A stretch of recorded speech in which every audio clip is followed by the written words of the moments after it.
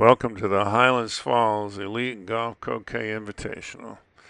Last year it was the Western North Carolina Golf Croquet Invitational. This will be the title going forward, so this is the second annual.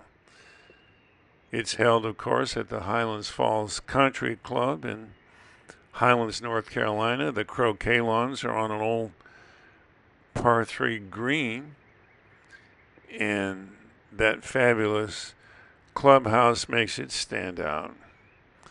Darin Guffey is your tournament director, and he is the resident pro here. Lynda Bjorkland is the tournament manager and is the Western North Carolina district president. Jim Potts is your tournament referee. The USCA, under the leadership of President Beverly Carno, sanctions this tournament and brings you this YouTube channel. The USCA invites you to get on the website, check it out, sign up, and join us out here on the lawn. Special thanks to perennial channel sponsor Chris Barley and to Preston Stewart for supporting the editing. Our exclusive equipment sponsor, Don Oakley, can provide anything you need to play this game in any form and at any level. Whether you want to play 9-wicket in your backyard, American rules, AC, or golf croquet, he's got it all. And tournaments like this require sponsorship, which came in this case from Kathy Battle, Lynda Bjorkland, Dan Horton, Jim Potts, and Hammond Rowers. Thanks to everybody. At this tournament, we captured player commentary on a field recorder and mashed it up to the video. First time we've done it with this recorder, so there'll be a hiccup or two, but I hope you enjoy it. We'll start out with the mellifluous tones of Tom Balding, joined by Jack Rush. All right, everybody. Welcome to the Highland Falls GC Elite Invitational event held at the Highland Falls Country Club, ran by Darin Guffey, who you can see here if the camera pans in the foreground. We're going to bring our first match of the day over on the Falls lawn to you between Sherif Abdelwahab and Jim Jamison. We see that Jim Jamison has just lagged in the first ball with blue into good hoop running position, and this should warrant 2 shots from Sherif, unless he decides to do the typical traditional Egyptian style, which is set with the first ball, clear with the second. So Sherif has been known to do both, and it does look like he is preparing to set up here. So he's feeling confident about his ability to clear with yellow. So before we get too far into this, I forgot to mention that I'm Tom Balding here as your commentator, joined by Jack Rush as our co-commentator. Tom, pleasure to be here. Pleasure to comment. Absolutely, and pleasure to be under the awning while it's raining, as Yeah, you can most hopefully definitely. see on the camera. So we have a lot of great matches here today. Both me and Jack will be with you for a little while because we're not playing in the first round, but we will be playing in the second round, so you will have some new commentators cycle in as the day goes on. So thank you to John Graney for doing the camera work and for the USCA for helping sponsor all of the live streaming and filming that we do across the country and bringing these matches to you. So over lurking in the corner that you can't see is young Simon Dentchev, who is only 12 years old, youngest player in the event, and recently became the youngest player ever to make the knockout cut at the Under-21 World Championships. So you may see him on some videos later today. We'd love to get some of his matches. But so now we're in this situation, as we said, Sherif is now having to clear with yellow. It looked like black hit blue by accident. Yeah, so I'm wondering how much he can see of this. It looks like he's playing yellow very close to the south boundary, so he may just be able to slip past the black ball, which is still in hoop running position, but not nearly as good as it used to be. He might just be setting. Oh, no, he's clearing. He's clearing. Yeah. Medium pace clear for Sherif. Oh, just And missed a it. narrow miss. So black probably was hampering that shot. So a little bit of luck there for Jim Jamison. The question is that in blue's new position, I don't think it can see red. If it can, then great. Clearance on red is probably the move here because blue's hoop shot is not nearly as good as it was. And Sherif is in position. I suspect Jim will probably try to maybe jaws that ball. I don't know if red's got the best angle for a jump shot. Got some fresh hoop holes this morning. Yeah.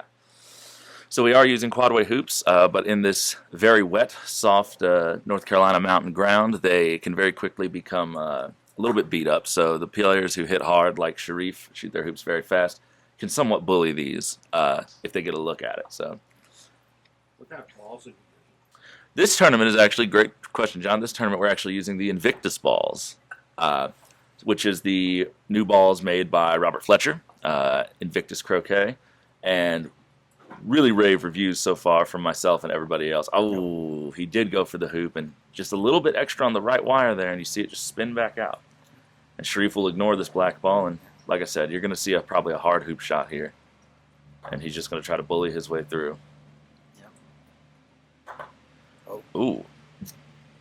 Directly into the near wire, so pulled that one right. But he has gotten a little lucky.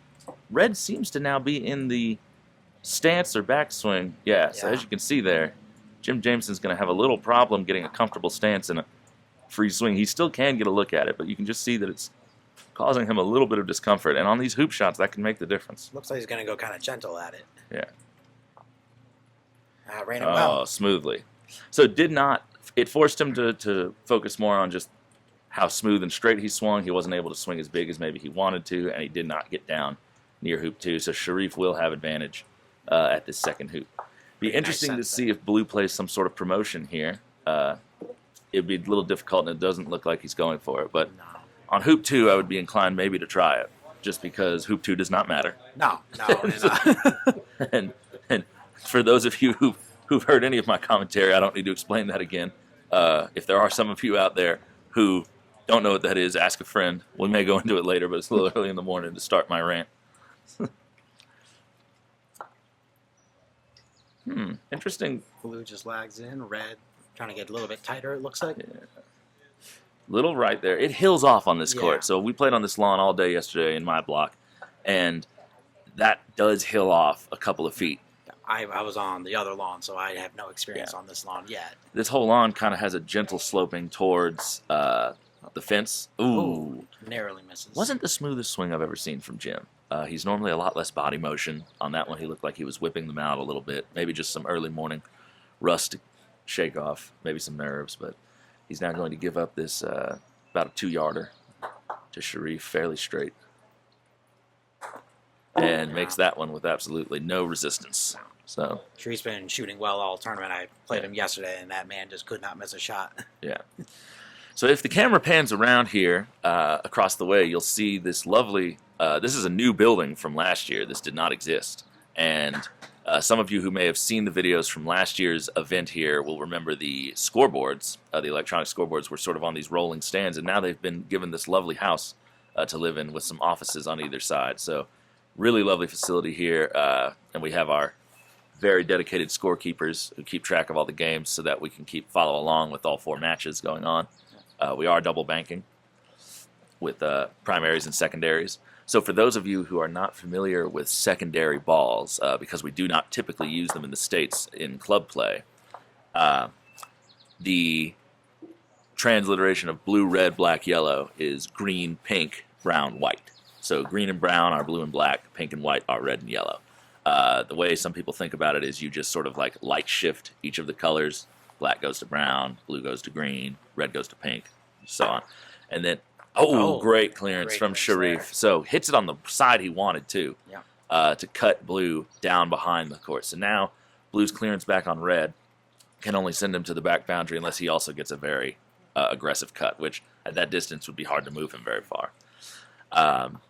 He's checking, I think, to see how good red's shot is. It does look like red overrolled the hoop a little bit. Now again, with Sherif's swing, and if he hits it accurately, he can bully his way through, I'm sure, if he has a look at the hoop. Yes. But there may be, if it's only jawsable, Jim is a good jumper. He may find justification for just lagging in. And red's not, and black's not in a bad jump shot position there. So yeah, blue's just opting to lag back in. He's going to let Sherif take that shot on if he wants it. That might be declaring that he doesn't think it's a runnable shot, or at least very high. Sherif's looking at it. Are we going to see a full shot, or are we going to see jaws? It's jaws. So that must not have been a runnable angle, or at least not a very confident one. Yes. So now Jim has given himself some opportunities here. Black is a little bit angled, and it's about 2.5 yards back. You have to kind of imagine you need to make this with black because yellow's just waiting over there 7 yards away to clear the blue ball. Now, red did not get very deep in the jaws. No, So it might be stuck on the wire even. Yeah, so a ball coming in from the side could clear it back out. So even if yellow clears blue, yes, it'll be a long way away. Yeah, so this will be big if he gets this. Yes. Hoop 3 is, whereas hoop 2 does not matter. Hoop 3 is probably the most important hoop. Oh, Now that rain seems to be bothering him a little bit. yeah. So the conditions here are not super friendly for croquet players at the moment. Rain, there's wind is probably our biggest nemesis, but rain is probably second place. Some people prefer the wind over the rain, though, so maybe Jim is one of those. I would much rather have the rain over the wind. Oh, yeah. So, well, second prize. Oh, wait, he made it. He made the hoop. Great Okay. shot there, Jim. So, he skimmed the top of red, and red, I think, because it was on the wire, you see it's popped out to the side. So, instead of pushing red through, it jammed it more into the wire, which pushed it out, and he managed to go through the hoop. So, he would have preferred to leave red stuck where it was in an ideal world, but hey, the hoop's the hoop. Yeah, and he got black down, a little bit past peg high, it looks like, so. Yeah.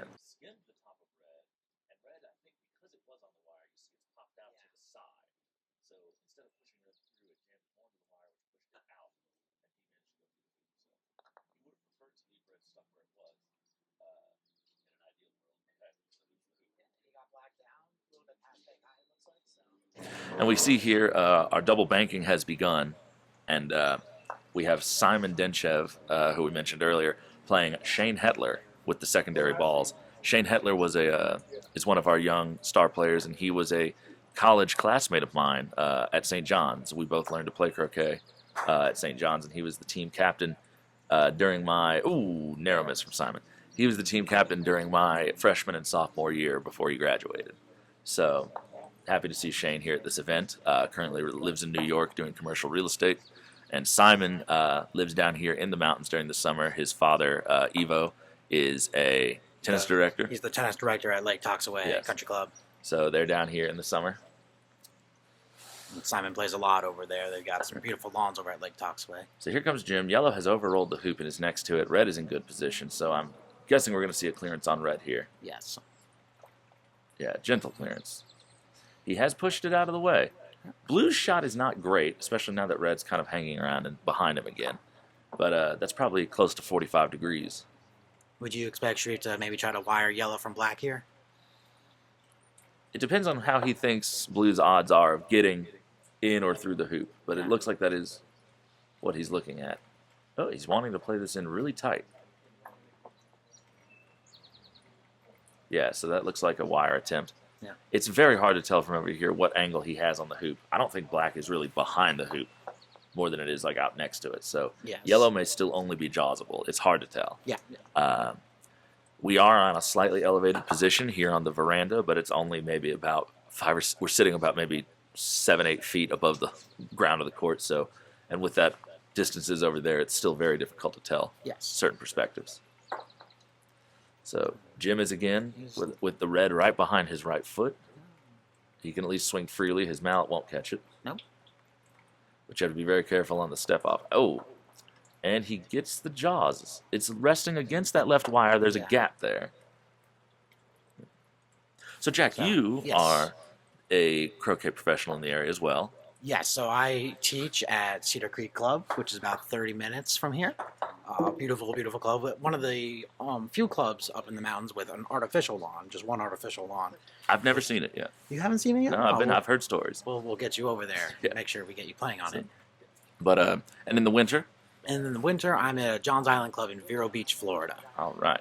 Lovely, lovely club. Got two full-size lawns there. I've had you there do some exhibitions. Very and lovely everything, club. And we Always always a love good having time. you. Yes.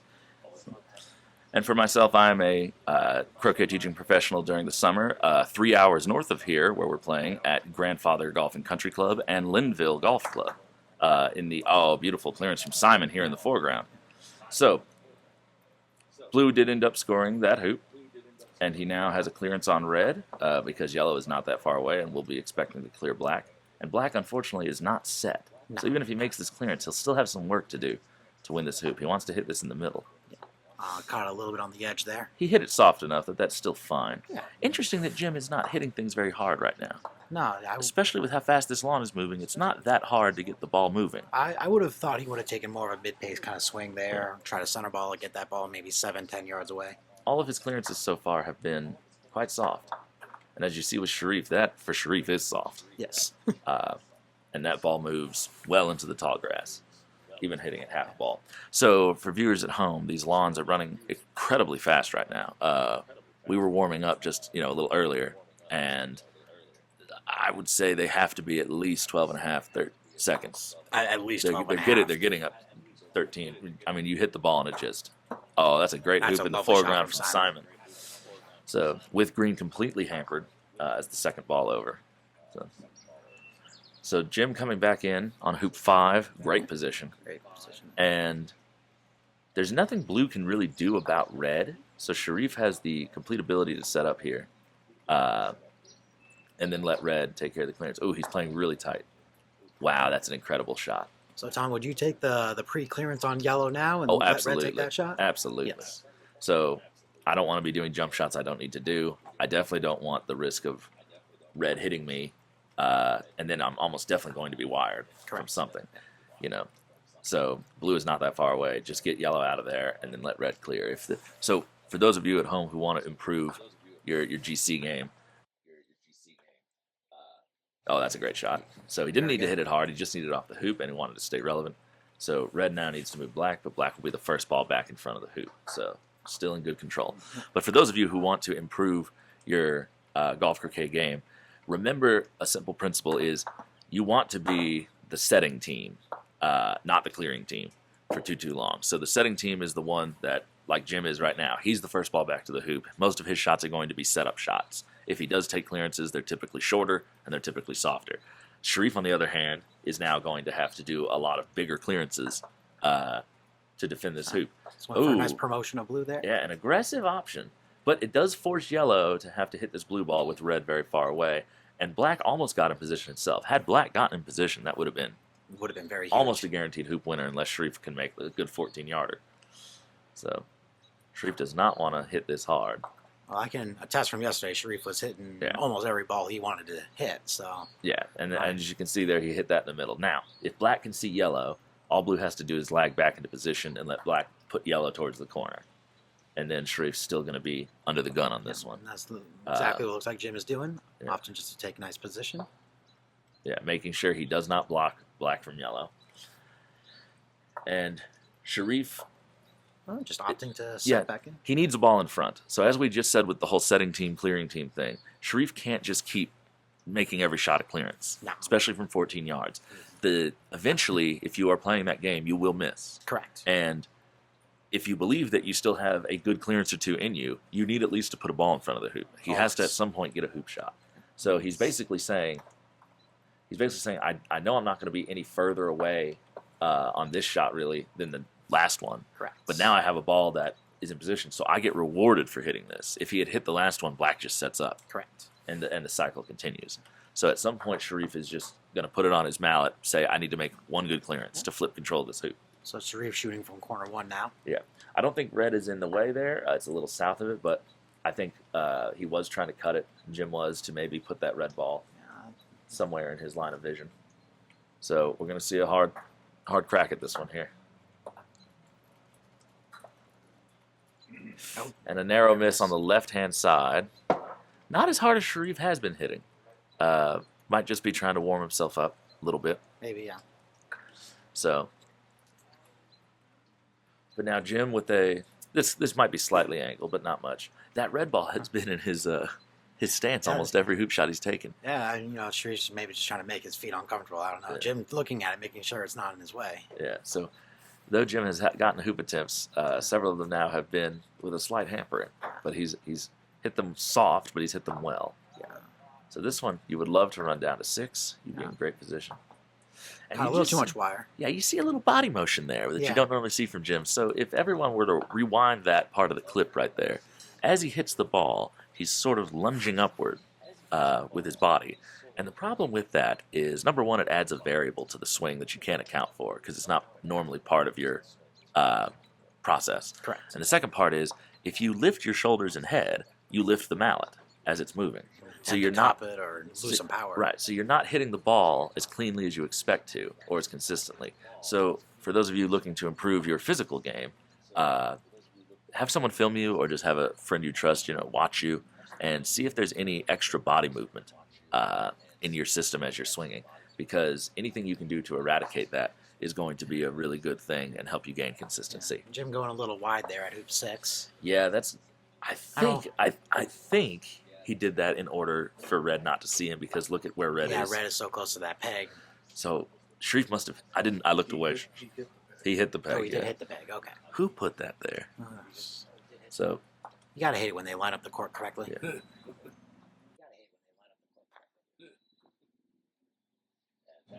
And that's just an overhit. He hit that long. There was no reason for that not to be set on the hoop. Black was justifiable. Blue was not. So now Sherif here will be the setting team on this hoop. And unfortunately, Jim has put himself in a position to be the shot. Oh, my goodness. Maybe it was a shot. Maybe it was a clear. It was a shot. It hit the hoop and then hit into blue. Is that what it was? Okay. Yeah, so.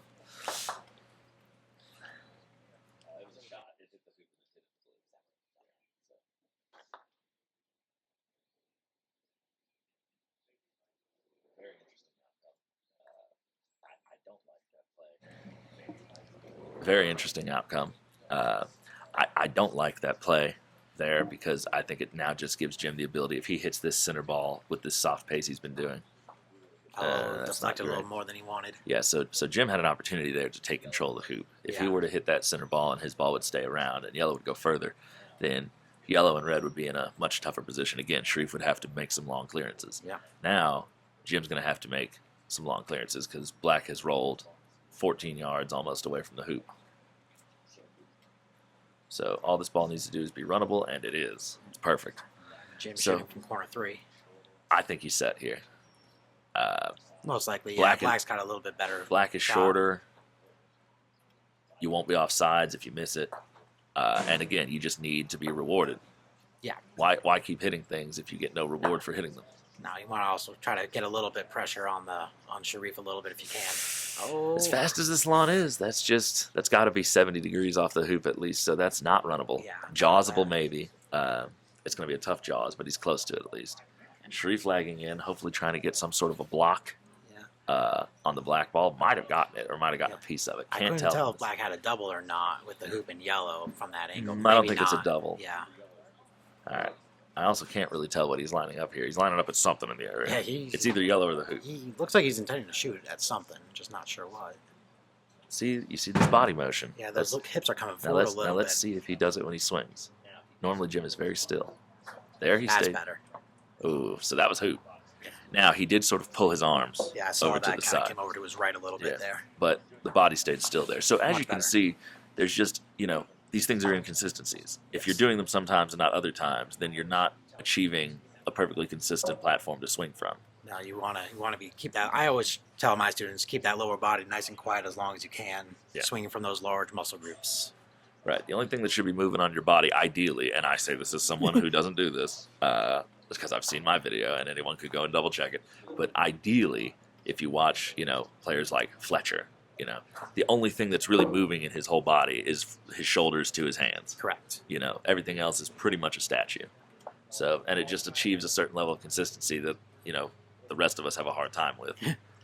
We all strive for it and aim for it. But. So blue is in not a great approach position here. He's got to play this really tight to the hoop, and that is always asking for trouble because your cone is so narrow. He's paced it a little bit too hard. So he would have liked to play pretty much in line with where the hoop was, hoop 6. But obviously hoop 6 was in the way. So he had to play really tight to the hoop. Sherif going in. Tom, this might be controversial. I don't mind where blue ended up, actually. Because I feel like if you get clear, you're not, unless he cuts it really thin, I don't think you're going to have a ball return. I think Sherif put that ball too short. Yes. Sherif's too close to the hoop. So I have this with my students a lot where I say, like, when I tell them when a ball is next to the hoop, like blue is, but not runnable, you know that its next shot is most likely to be a clearance if you put a ball near it. Correct. Blue is very close to red.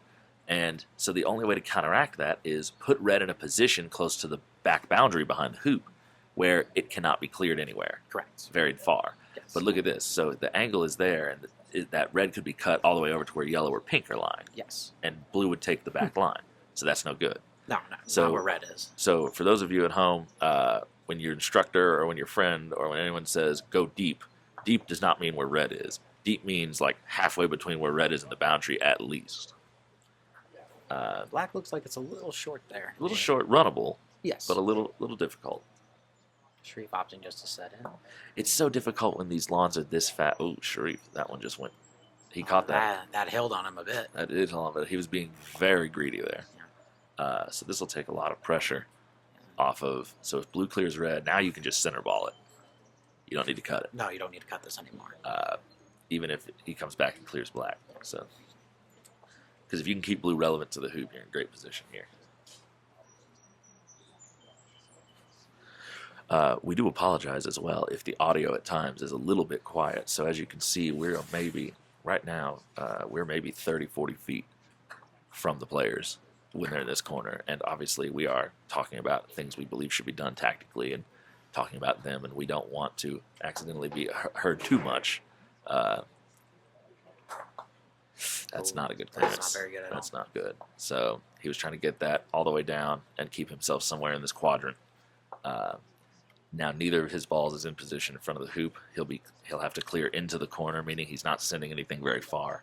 And all Jim has to do now is just play some smart positioning. So Where would blue- you like to see black go? I would like to see it not go. I would like to see it halfway between blue and yellow, slightly this way, on this angle. Okay. Yellow's move here because blue has gone deep. For those at home, that is deep. That's a defensive position. Yellow can do nothing with blue. That's effective. What I would like to see is black at just enough of an angle that if Sherif lags in front, he has the angle to get him. And if he's on this side, red has no real clearance to get rid of him. See, and I don't like this play Yeah.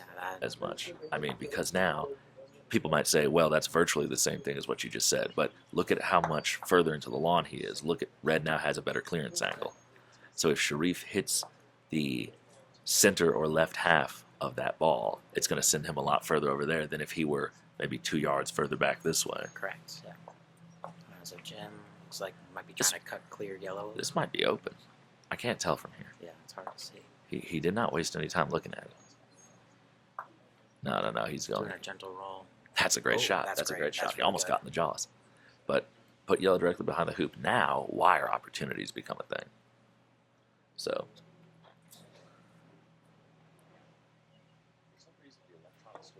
Oh, for some reason, the electronic scoreboard on this lawn seems to have been turned off. I think it's malfunctioning. yeah, it must not be working because the other one's working just fine. It seems. Yeah. So, we do apologize for the folks at home. They do have a scorekeeper out there doing it yeah. by hand manually. So, but let's just make sure that we've caught up on the score. So, Jim made hoop 1, Sherif made hoop 2, Jim made hoop 3, Jim made hoop 4, Sherif made our Jim made hoop 5, yeah and Sherif made 6. hoop 6. So that's currently 4-2 That'd be 4-2 to Jim Jamison at this current moment. So, score is 4-2 Jim Jamison, barring us having made a horrific error. So pretty gentle clear there on. I don't like that. I would have liked. I wouldn't mind seeing cutting it the other way and getting black off that. Yeah. lawn. That's what I would have liked to have seen. Because now you've just given up. Black is not really set, and now you've just given up Sherif a longer hoop shot. So, for those of you who are maybe becoming a little bit more advanced in golf croquet, you're creeping up towards that 2000 grade, and you're playing more tournaments, and you're about to get yourself in championship flight. First off, congratulations. Second off, you have to become confident with the idea of making hoops from where red is. Yeah, that is You an know, important skill, especially at there- that top level there I've discovered. there will be moments where that is the best shot. My mentor David Malouf, when I was first taking over the job from him and apprenticing with him, I would play golf croquet with him every morning, and I was not the most experienced. Oh my goodness! Sorry, on this lawn, Jim Teal tried to clear a ball and just accidentally flew hoop 5 from the boundary behind hoop 4. So what can you do? So to go up 4-1 in his game. Anyway, so there will be times where, because of the position of the opponent balls, getting closer to the hoop is just not an option. It's not a good option. No. And David Malouf always used to say to me when I would anguish about, taking on the long hoop shot because I thought for sure it's got to be the wrong idea. I wanted to shoot it, but I thought for sure I'm being reckless. He just would say, where else can you go? And as soon as you start thinking like that, you look at your options and you say, you're right, where else can I go? All of a sudden, it becomes clear that this is the option. Looks like Jim just kind of cut clear to yellow. Maybe got a block on red. I think blue is blocking the hoop. I think it might be. It looks right there. Now, this is a stop shot clearance. Yeah. But if he wants it. Black might be able to get in that hoop. Sherif's looking at it pretty closely. Yeah.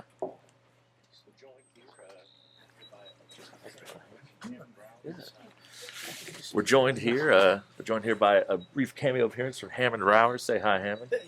Hey guys, how you doing? Hey Tom, good to be here. Yeah. Wish I were playing. Yeah. Hammond's one of the local tournament players from this Highlands area. A regular staple at national championships and the club teams and various other tournaments around the country. So good to have you here, Hammond. Yeah. So, all right. So Jim is going to take on this 4-yarder, slightly angled. Yeah. Blue's on the south boundary, so this might be the only time he gets a shot. Yeah. Thankfully, yellow and red are not set, but yellow could easily promote red to set position. So this is going to be... Oh, and he laces it.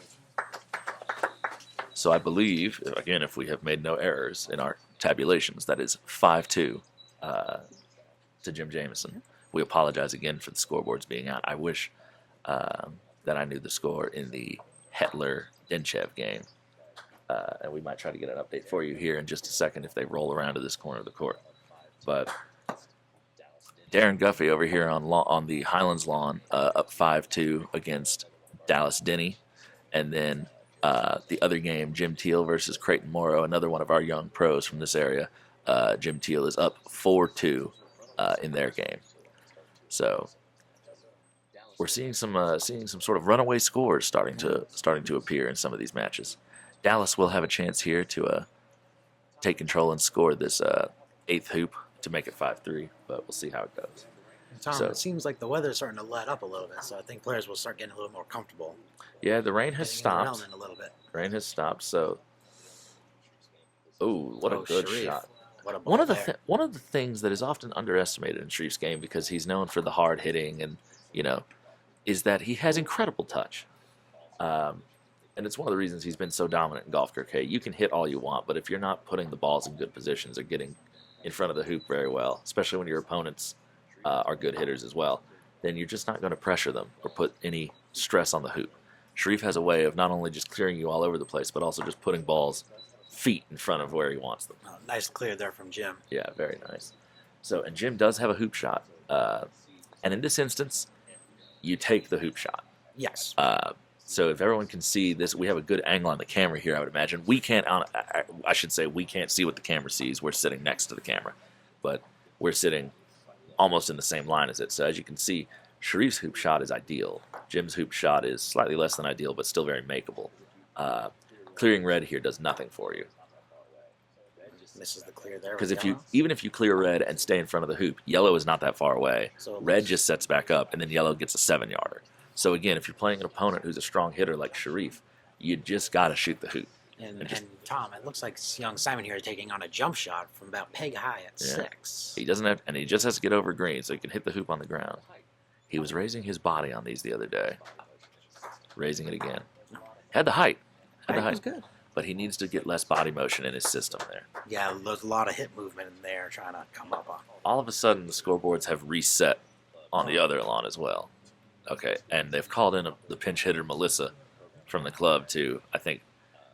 So basically, these are being operated by like some program on an iPad, so that the scorekeepers can input the scores. So there must be something wrong with the connection. Hoop 8. All right, so that should be 6-2 for Jim. Jim has been playing really well. He's playing very, very well.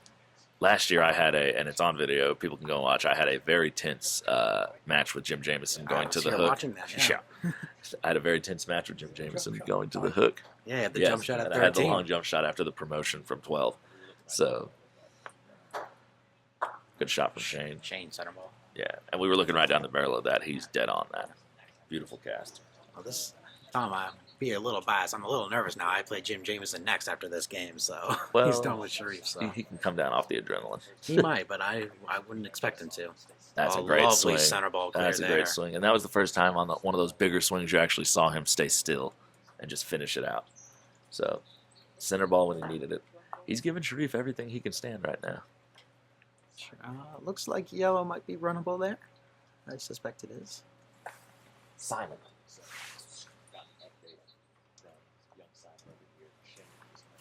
So, I've gotten an update from young Simon over here. Shane is currently up 4-2 in their game.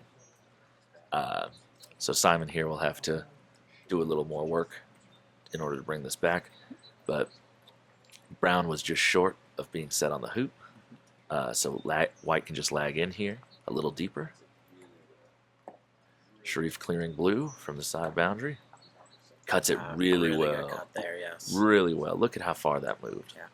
These lawns are so fast. You really don't have to hit it that hard to move it. So for those at home who think, oh, he didn't hit that in the middle. Oh, he almost missed it. He was in an ideal world. That's exactly where he hits it. I'm sure he was He trying now to cut that. He's now on the back boundary behind the hoop, and blue is now 14 yards almost to the side of the hoop. Not a real threat to score. The hoop can only really play defense. Right. We'll be having a long clearance back into the corner area. Yes. So first game of the day is finished. Ooh. Oh, Shane. Shane misses the opponent and hits his own partner away, leaving Simon in complete control. Simon doesn't even have to shoot this. He could just set up. But nothing wrong with shooting it. But No, of course not. But you control that. You bring it back to 4-4, and you're right back in it. yeah. But Darin has completed the first game of the day on it with an in-off at hoop 10 to win 7-3 against Dallas Denney. Oh, great win for Darin. So, Simon beautiful hoop running from it Simon. beautifully. Beautiful hoop, so that'll make it 4-3 to Shane. So And it looks like they got the other scoreboard it looks like operational now. they're getting there. Yeah. But we're keeping track of. So now let's see if either of them realizes that Brown's offsides. That is the question. I'm sure Shane knows. It's easy to forget. I've forgotten myself. All right, there we are. We're getting scores back on in our first scoreboard. So we have 6-2. Looks like Jim's going to be setting back in with blue. Yeah. Black must be able to see yellow. Certainly looks like it here. Now, if red can see black, does he clear black here, or does he just set up? Because yellow's not going anywhere far. That looks like a set swing. Yep. He's just going to take out yellow with wherever black puts it. Oh. Well, his touch is just so precise. It's incredible. It's frustrating to play against. I can attest to that from yesterday. Tom, you've played him many more times than I ever have. But. Yeah, touch is one of those things. It's about 60%, I think, of what makes you good at golf croquet. Yes. The hitting is the other 40. I can say that with confidence because I've hit my way out of a lot of trouble, but I've also it's the lack of good touch in previous years has gotten me into a lot more trouble than it's gotten me out of.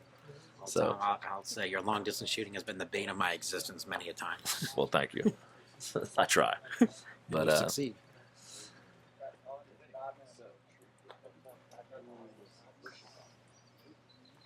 But anyway, so Sherif here from the corner. Ooh, and he pushes on that. Now, blue is not set, but he's going to be all over red and hit this in the middle and stay relevant. And black on the back boundary. This is going to be tough. Sherif will probably have to pre-clear if.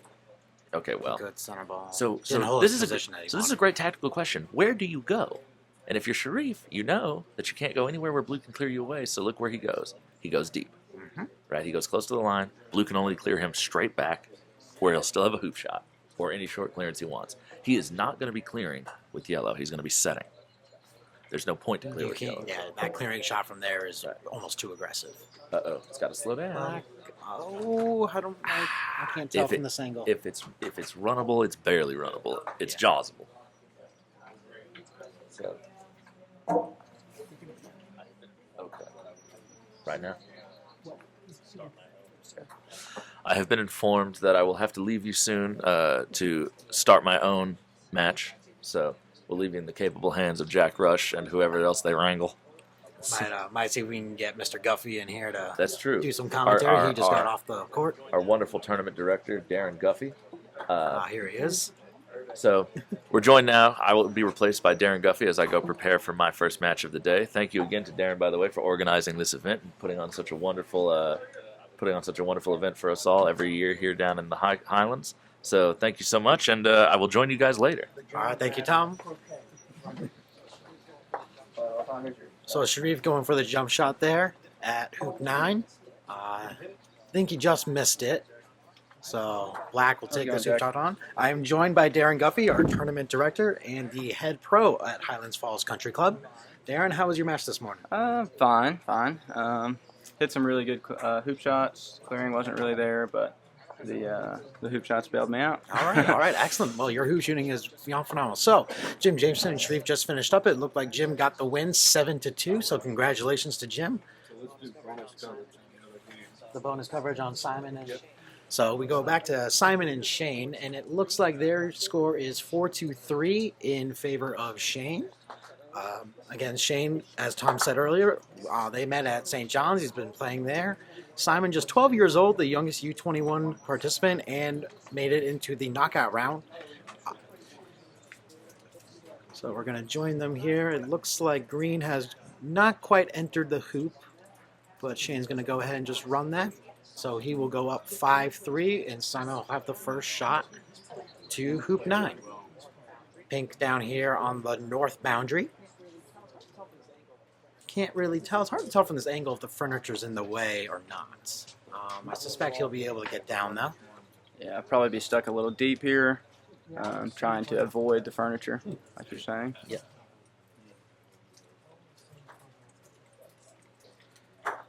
Yep, playing really deep, all the way to the boundary. Yep, I don't mind that play personally. Yeah, really good call there.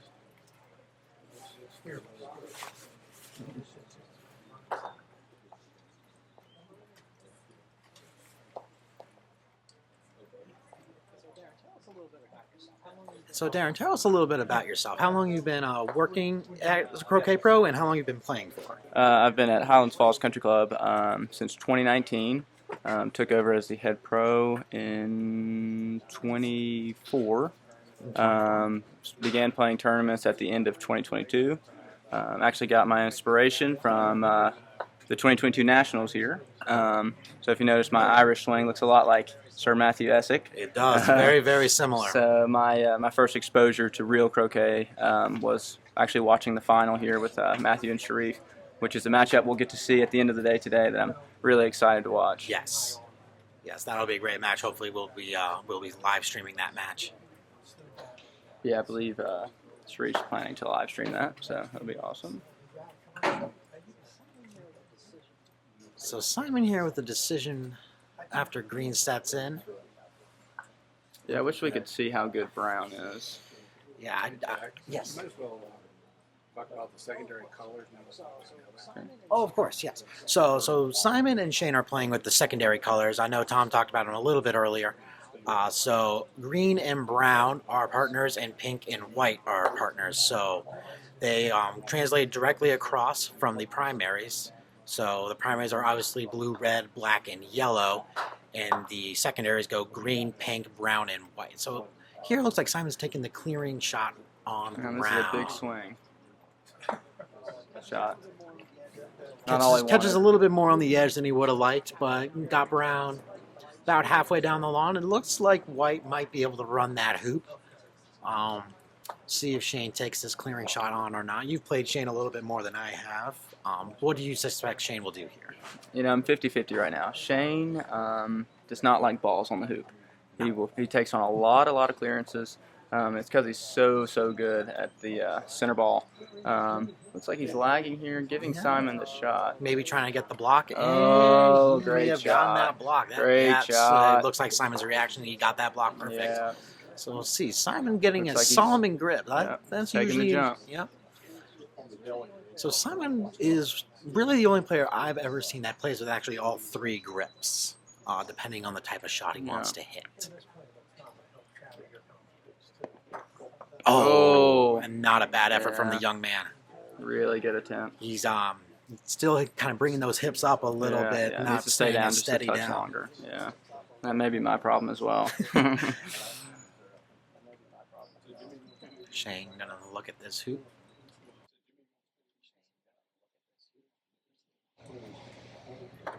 And good hoop. Runs it. Caught a little more wire than he would like, but he's up 6-3, so I don't think he'll be too disappointed. Yeah, playing for points at this point. Oh, so I'm taking that first clearance on. So yes, the secondaries are not really used in the United States all that much. We are up here in the mountains trying to incorporate them more, trying to make the members. Yeah, we're trying to have a encourage the takeover. members to No stripes. no stripes. Trying to ban the stripes. But members, especially in the U.S., especially love the stripes, so it's tough to convince them. But absolutely, we're gonna try. We're gonna try. Gonna do our best. Yeah. If you want to play like the pros do, use the same balls. And as Tom said earlier, we are playing with the Invictus balls, which this is my first tournament ever playing with the Invictus balls. Great shot there by Tom. They're great. And they are unbelievably great. Yeah, they're playing really, really well. And Sherif Abdelwahab made a really good point that, as being waxy as they are, that it's actually gaining speed. It So is. playing a little bit quicker than the Dawsons. Yes. I would encourage if, at your club, if you can get Invictus balls, definitely try to get a set. They are expensive, though. Yeah, we'll get them before they get more expensive. Yes. Trying to get ahead of the curve here. So I'm not really quite sure what's going on here with Shane and Simon. They're having a discussion on something, but it looks, I want to guess that maybe Simon's ball is in a hole. Maybe, because we did make new hoop holes this morning. We made new holes this morning. Maybe it's sitting We'll see down. if it hops here after contact. Oh, maybe he was just had worried about the hampered swing. The hampered swing. Didn't want to fault there. Yeah. Just a little more extra effort in that swing than he needed. And that's really common. I've noticed anytime somebody has a hampered swing, they tend to add about a really nice shot from Great Shane. shot there by Shane. But they tend to add about 10% more than they need. Yep. I certainly am guilty of doing that. that. Me as well.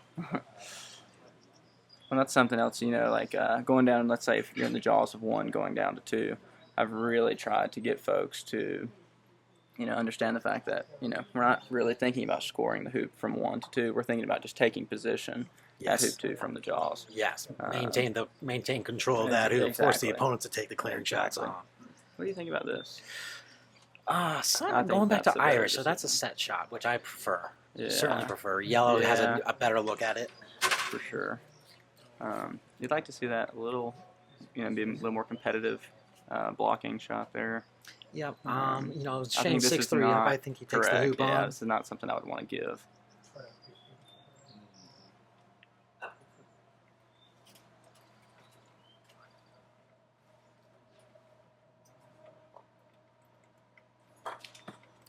Oh, just caught that wire and just kicked out a little bit.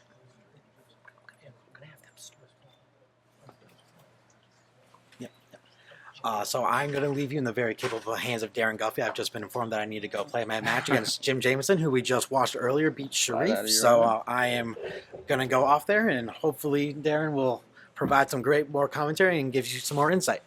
Darin, thank you. Absolutely. Play well, sir. Thank you, sir.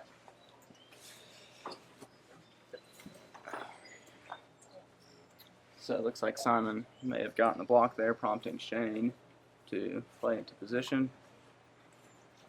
Simon checking the hoop. Looks like he's going to take this on.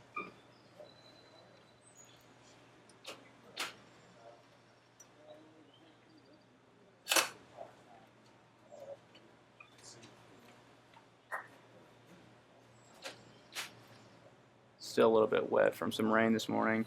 So it looks like he's just brushing some grass off the face of the mallet there.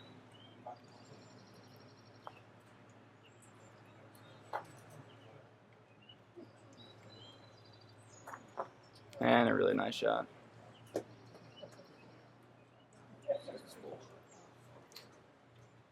6-4 to Simon, so the game's definitely within his reach here.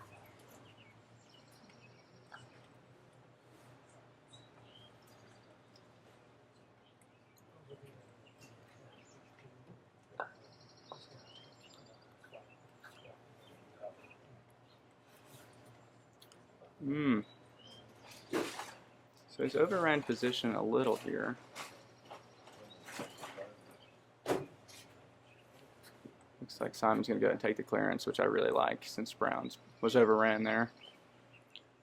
Need a center ball hit here.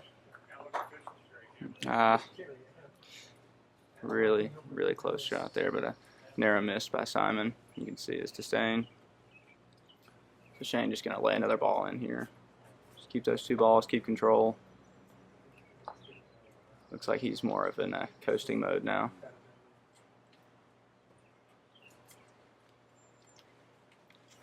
sure Simon's debating on which ball to take, or maybe even debating shooting the hoop.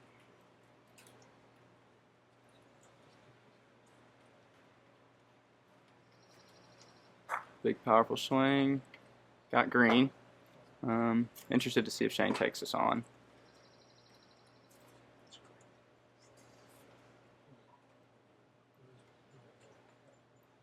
Taking a really conservative approach there, just laying a ball in position, going to keep making Simon shoot boundary to boundary.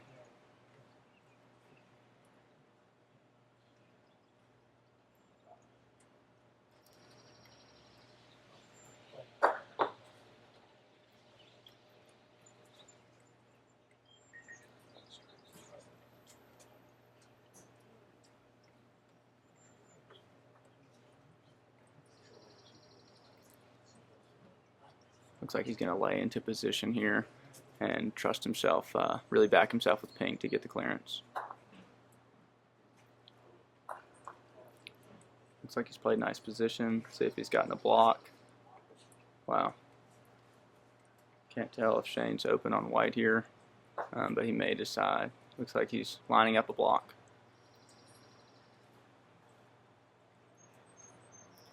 And that is the only danger of laying in with the first ball. Looks like he's backing off the block and taking white.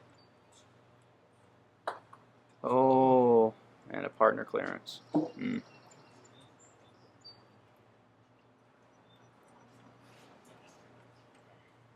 Really tough break there for Shane.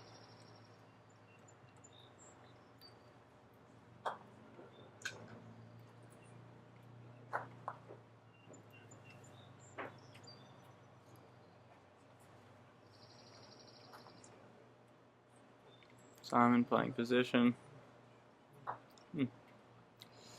Yeah, really overran that. Not sure if he's going for a block or what's going on there. Shane did connect with white there, not as thick as he would have liked. Simon chasing brown down in the corner.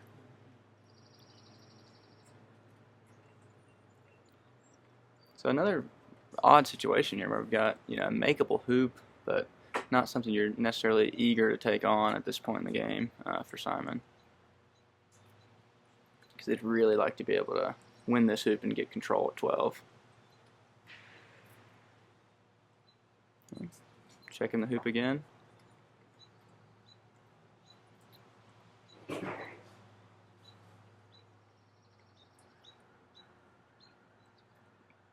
These are some small casts. He may be going for a jaw here.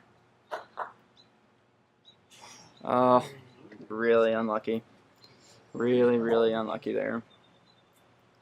Took a nice shot to go for the jaw, but ended up running through the hoop. Something I'm sure we've all done way too many times. So I'm a big fan of the idea there. I think he made the right play. Just hit the hoop too clean. The score is 6-5 in favor of Shane.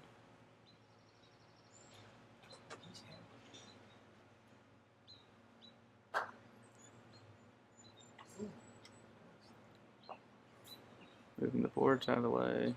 And again, another just not great positional shot there. Not sure if that was intentional to maybe encourage pink to lay in and clear with green.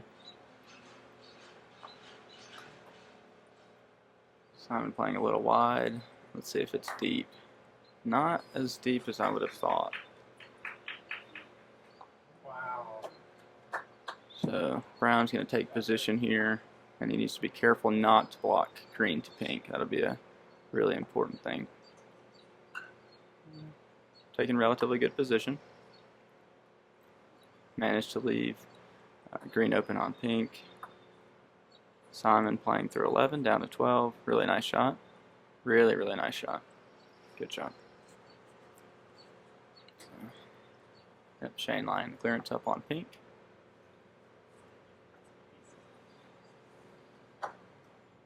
Nice shot. See a big split at that point. At this point in the game, he's really not worried about that. Doesn't need to keep control. If as long as pink misses brown, maybe brown runs the hoop.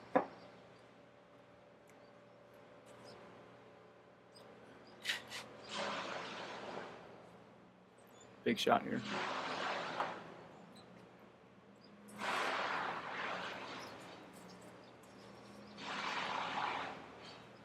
Okay, I see a standard grip, so I'm assuming that means Simon's going to take on the big shot here.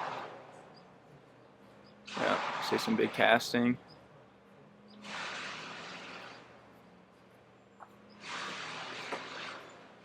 Nice swing. And he got it. Great shot. Fantastic shot there.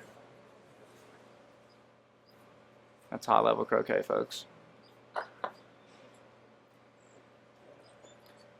He's transferred some of the pressure here over to Shane. At this point, Shane's probably getting a little nervous, nearing the point of dropping 3 hoops in a row.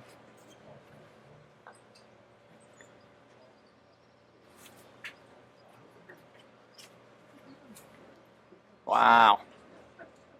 Really nice shot there. And, I mean, in my opinion, a bit gutsy at this point in the game. Looks like Simon's going to take on the jump. I'm personally not a huge fan of this shot here. Yeah, I'm not a big fan of that shot there. I'd rather you just stun Brown away and keep position. I just want to chalk that up maybe to inexperience and maybe letting the moment get to him. Yeah. So Shane just going to lay in here. Now Simon's really got a lot of work to do. He's playing really well, so not something he can't do. Another big swing. And a good clearance. Again, at some point he's going to have to, hit a ball center to get back control here. Because if he's just clearing all over the court, Shane's just going to keep laying balls back in.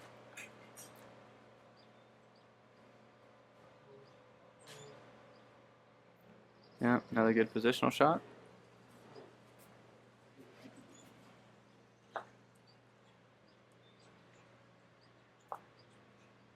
So I'm wondering if at any point Simon's going to change his mind and decide to lay a ball in.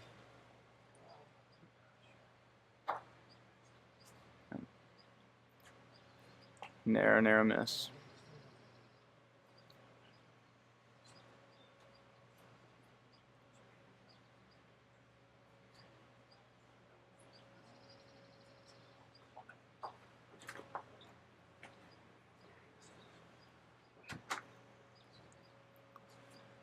So Shane looks like he's lining up the hoop.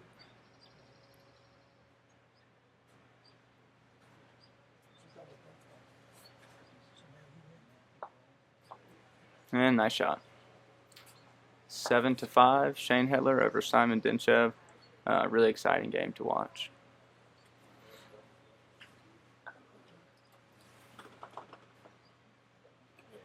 What do we got next?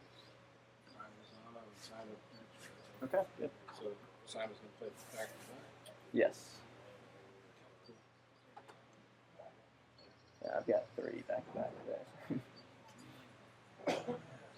How much time in between do you think? My games? No, Or right now? Whenever Simon's ready. So probably 5-10 minutes. You want to do the game in progress? Sure. All right, so we've got Jack Rush playing blue and black, playing Jim Jamison, red and yellow. Jack Rush joined me previously here, the pro at the Cedar Creek Club in Cashers, North Carolina. And Jim Jamison, good player of mine, I say, one of my students. Really, really strong player. Someone that, really, really good player, can beat anybody in the world at any time. So this will be a good game here.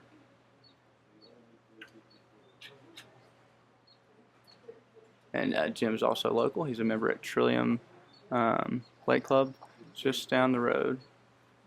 also in cashers. Got an odd shot here of looks like red and yellow are in contact, so Jack's checking to see what red can actually do. I think the play here really is to make contact with yellow first. And look forward to that split.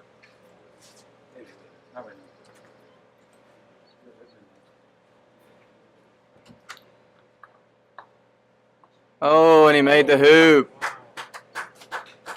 We won't ask what he was scoring. Nice shot there. Hammond Rower sitting here beside me, remember at Highlands Country Club, so we won't ask him what he was going for there. Jim actually somewhat able to get down, so pretty good shot there. And you get a really nice shot there from Jack. Sort of fortunate for Jim that he could get to the short boundary. Good position with yellow, and he can clear black across the court here. Looks like he actually stuck behind the hoop as well with yellow. And fairly good shot. Unfortunately, it looks like he's played the exact same speed and has taken away his clearance on black. So I'm assuming good position here from blue. Ooh, coming in a little hot. Which again, if red's wired to black, may not matter. So we'll see what Jim does here. Just checking out black's hoop. Black's very makeable.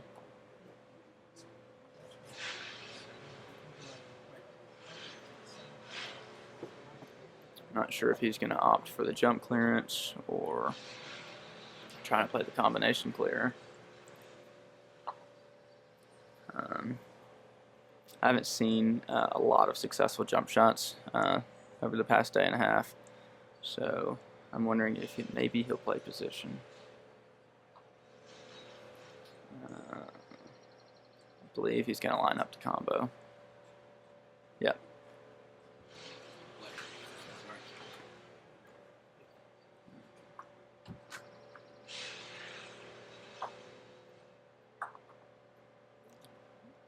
That was a very interesting pace to play that. I'm sure he was considering, not having yellow be off sides if it hit it, harder and didn't get it. I just think the success rate's a bit higher, and it's a more useful shot at a higher pace. So, Jack for a chance here to make the score 2-0.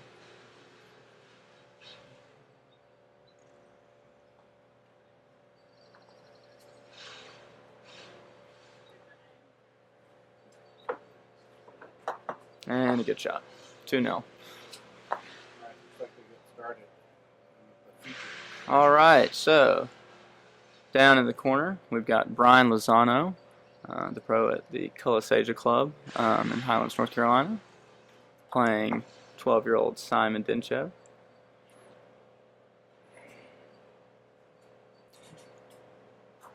It looks like he might have overran green there a bit. Brian is the #1 player out of Mexico. I want to say he's 9 in the U.S. Had the ability to get really close to Brian with our clubs being in close proximity. And he's definitely been one of the key components in helping my game over the last 2 years.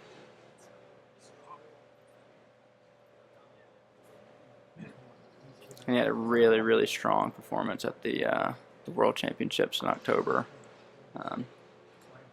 Ultimately, I believe he lost to Blake Fields in the semifinal.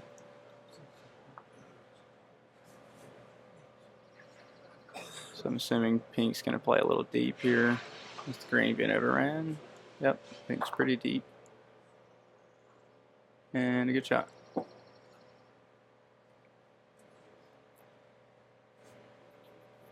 think I might have went just a bit deeper in case green did try to go for the cut on pink. So Brian going to hope to get really good position here.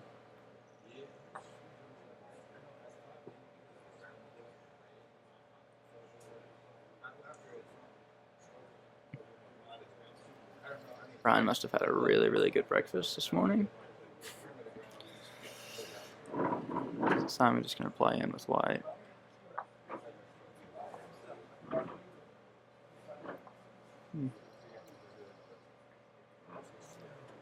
Another poor positional shot. So it looks like Brian thinks he's got enough angle to get in the jaws at the least, maybe possibly run the hoop. Really soft, so I'm going to assume a jaw. And a nice shot. Really good jaw there.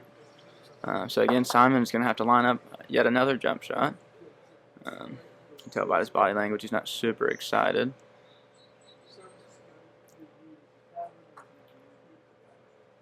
And that's one of the reasons that I was really displeased with white.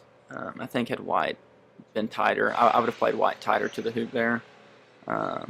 Maybe make Brian feel a little more pressure and not feel like the jaw was quote-unquote free.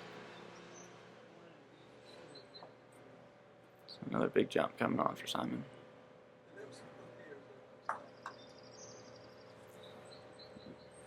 Limits.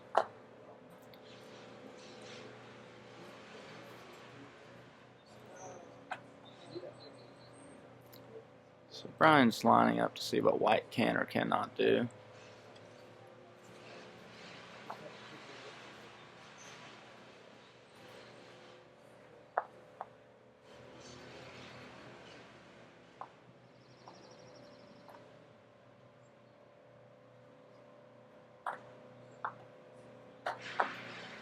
Not.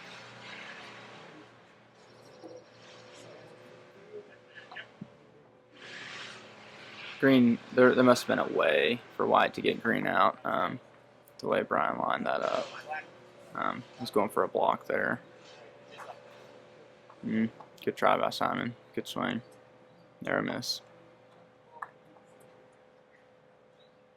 So a really good opportunity for what kind of jack when I were talking about a moment ago maybe. Let's see if he taps it in or he tries to run it. Face might have rolled back by his body language. He doesn't seem super excited about the result of that.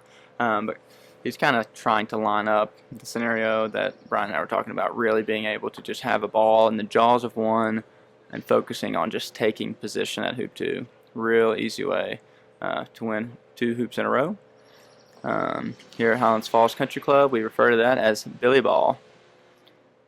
One of our members here, Billy Ray, another instrumental person in bringing me along. Favors to not shoot the hoop very often and always goes for a short jaw. So I call that Billy Ball, and it's become quite the phenomenon around here.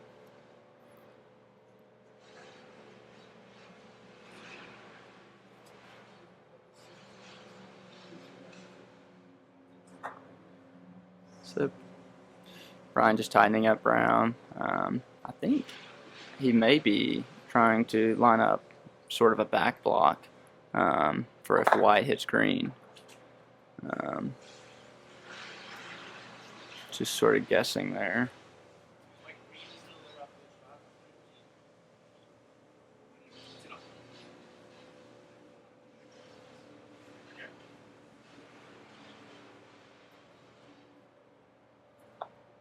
So Brian checking with the referee here.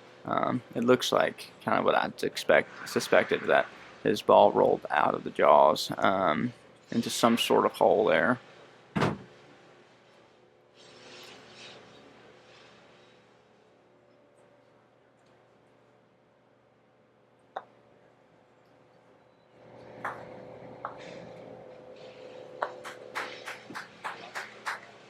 Really, really nice shot there from Simon. Great, fantastic shot. Really pretty.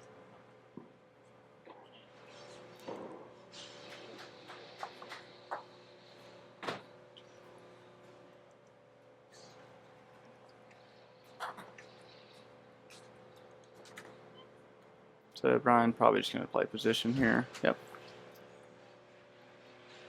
And a good positional shot.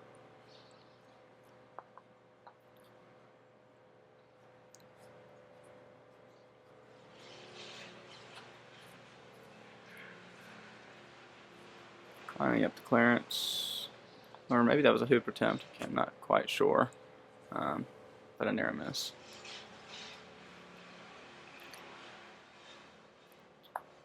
So I played my first association tournament in the AC Nationals this year, and something frequently that the term having the innings, meaning that the opponent is constantly, shooting at you to hit in. And I'm applying that to GC here. I mean, Brian is just keeping the innings. Simon's having to take on clearance after clearance after clearance.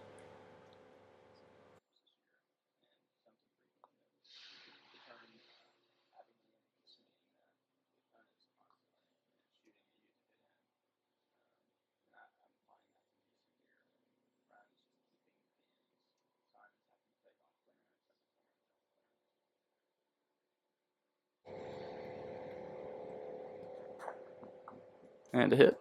Nice shot. Probably not the side he wanted, but happy to hit it.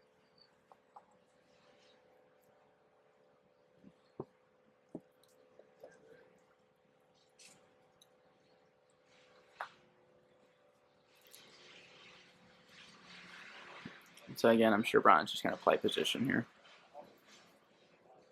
Just to continue making Simon shoot and shoot and shoot.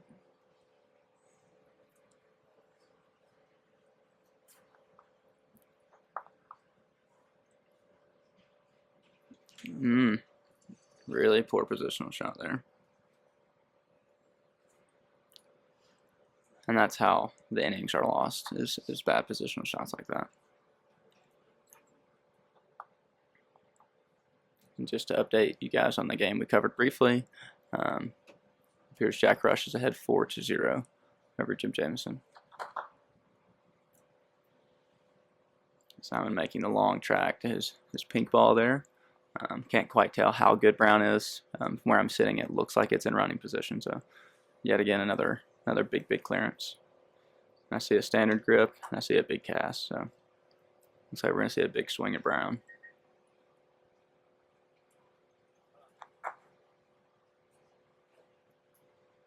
And a hit on the correct side. Great shot. Great shot. Beautiful shot. The correct side. Now he's got something resembling a hoop shot there on the boundary if needed.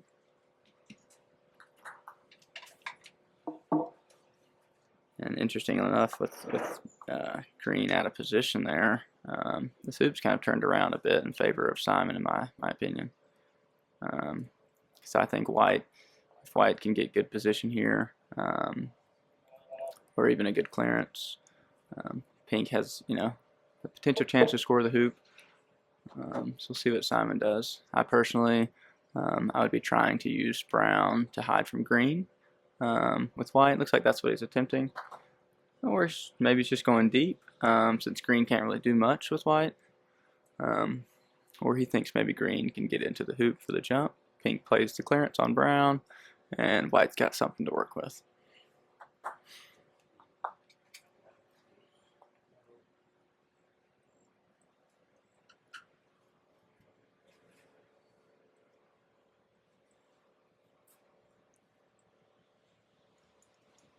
Brian tapping down that hole, not taking any chances.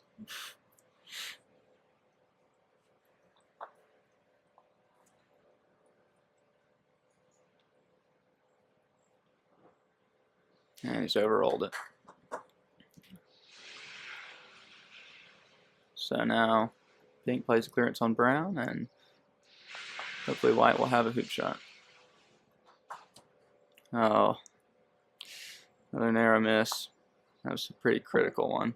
And that's the thing that I'm sort of talking about with Brian having innings here.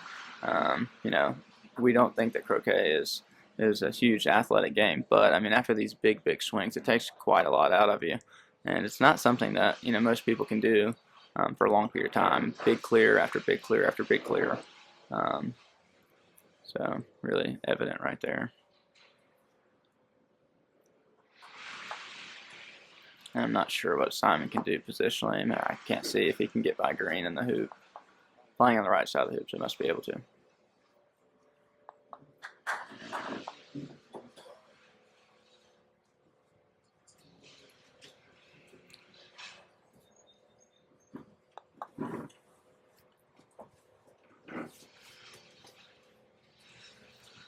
Green playing position to the short boundary. Hey Finley, how you doing? Good to see you. Good to see you. Good luck. Thank you.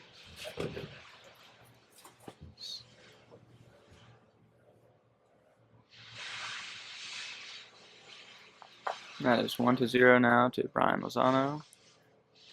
Moving on to hoop 2. Not sure if they've moved pink or not. Shot there.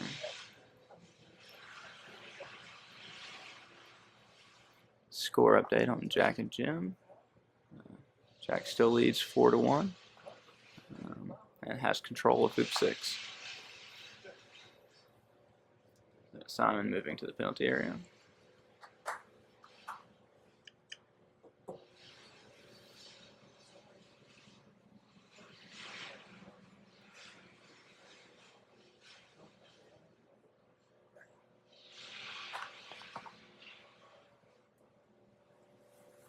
They are double banking, so Simon's got some traffic to deal with.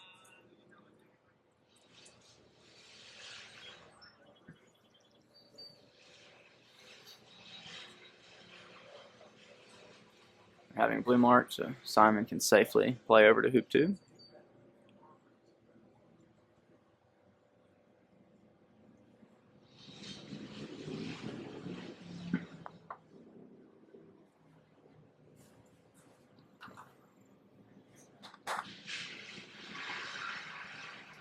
Alright, in good position, but blocking white to the hoop. So we'll see how Brian attacks that.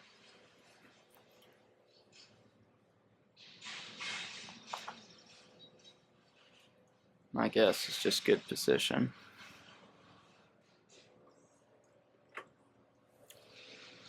Planning that he'll probably clear pink wherever green is placed. Wow, and another poor positional shot from Brian. The lawns were cut and rolled this morning, so maybe we'll attribute it to that. And Simon playing a block from green to pink.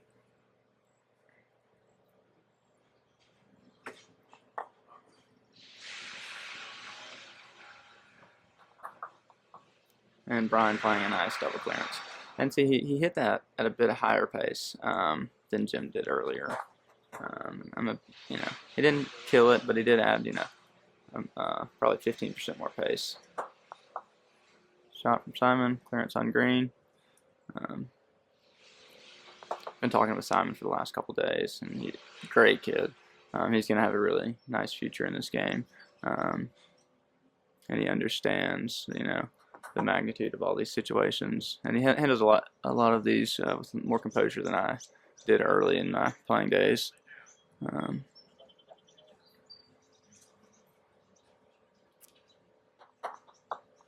Good shot, keeping both of his balls on the short boundary, but at some point we need a center ball clearance.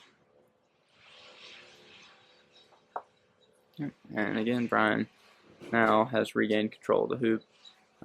So it's going to be, again, a lot of just position clearing, position clearing.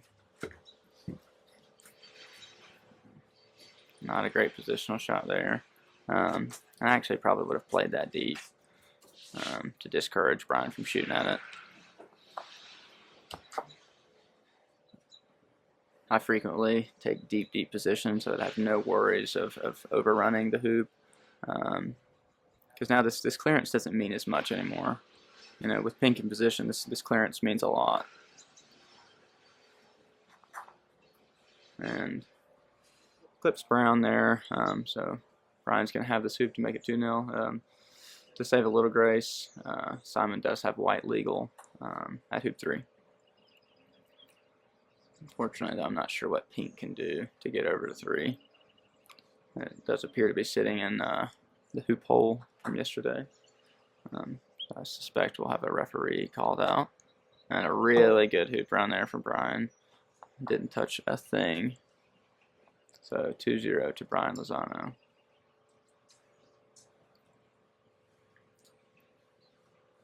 He seems very calm and composed and under control.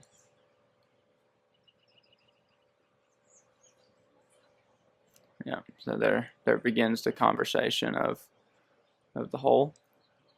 So let's see what they discuss.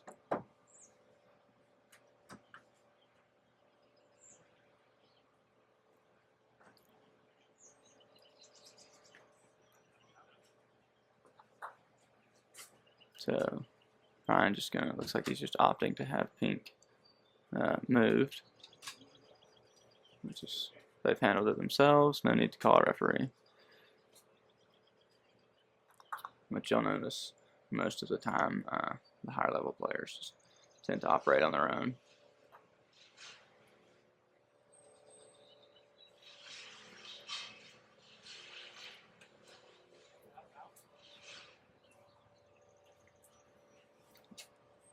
And Brian marking blue, so Brown can play over to 3.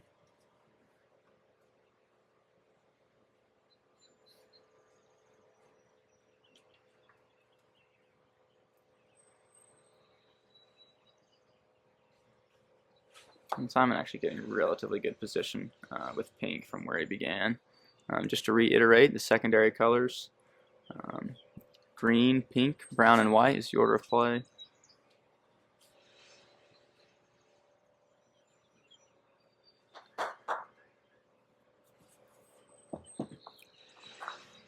Simon attempting to take position there. Looks like he just rushed it a bit. I think maybe still feeling some of the frustration from the earlier game. He's just carrying over here.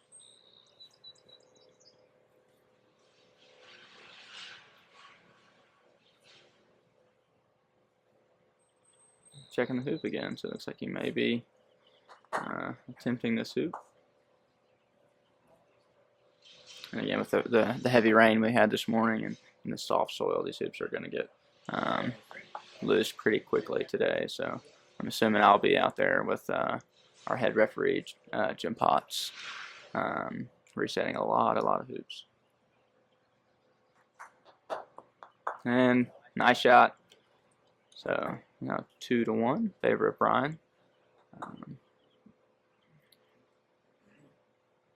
After a long hoop shot from Simon.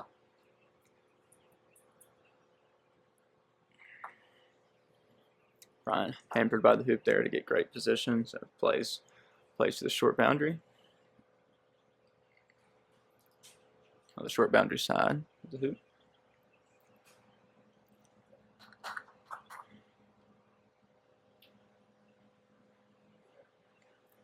Simon taking good position. We'll be interested to see what he can do with pink, running that hoop so close to the hoop.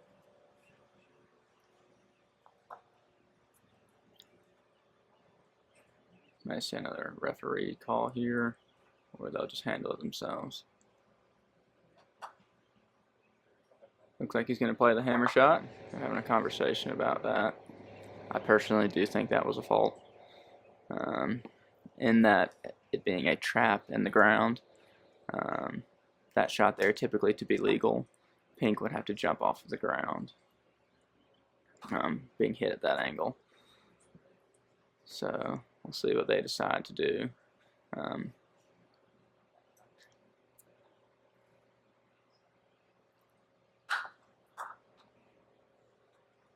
Yep, so it looks like they are in agreement that it was a fault. And pink is going to be replaced back at hoop 3. And a nice jump shot here right in front of me by Jim Jamison to score hoop 7. And that makes the score 5-2 to Jack Rush.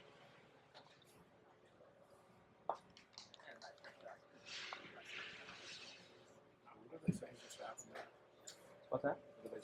So Simon shot there, where that angle that he attacked the ball, for that to be a legal stroke, the ball almost have to bounce off the ground. So it's a trap into the ground, almost basically a crush into a hoop, but a crush into the ground.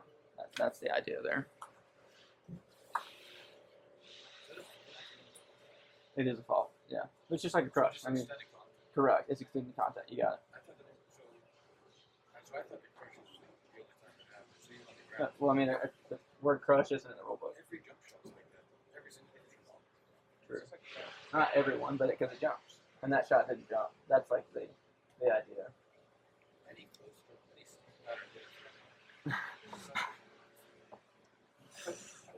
any So Simon again pushing the hoop down. Might be a crazy idea, but they could just call a referee with a hammer who's happy to tap it down with a hammer. I know that sounds wild, but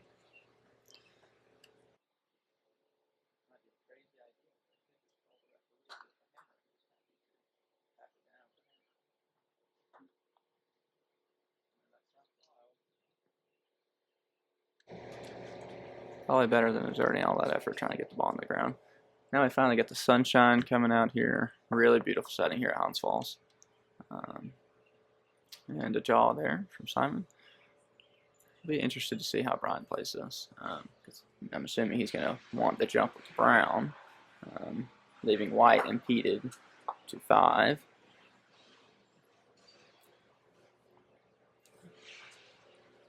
So I'm not quite sure what the idea was of putting green right there.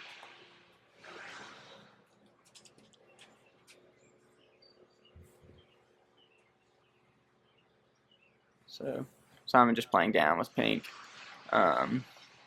just to be close to hoop 5. Not much he could do, just needed to get out of the hoop.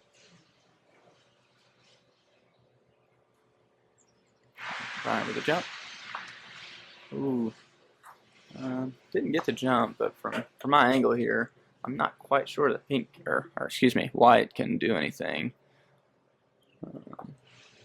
due to where brown is. Looks like he thinks he can get in a little closer.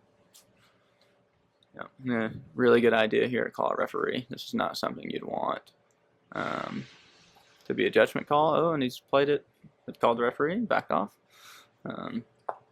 Again, not in some of these high pressure situations, I think it's better to have a referee because no matter who we are, tensions can run high, and he gets the second jump. I think that makes the score 3-1 to Brian. Unfortunate thing for Simon, another ever run there at 5. Fortunate thing for Simon was that white was not the ball in the jaws, being first to 5 with the jump. So pink actually being able to play over rather than white being stuck. Looks like brown is also stuck now with white there. Something we don't see a lot at the championship level is all this crumbling up around the hoop.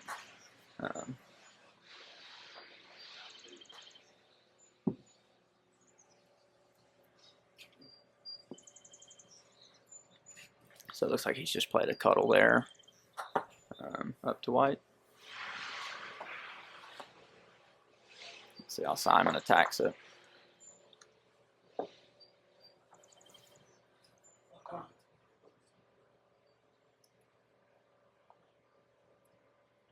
And a good shot. It's deep, but I mean he's got a hoop shot if he needs, and he's free to make any clearance he needs.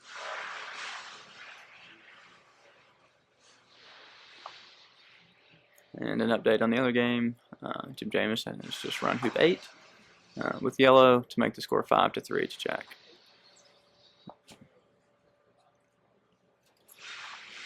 And another clearance from Simon. And finally, got a really nice center ball, keeping pink close to the hoop.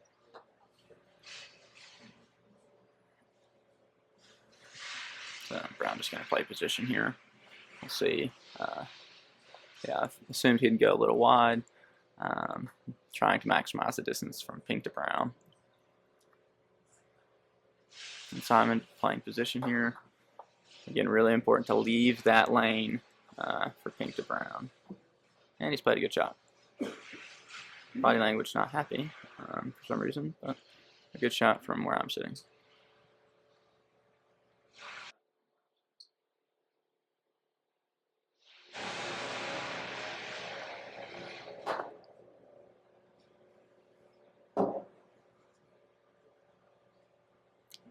Ryan lining up a clearance on white, and he has connected.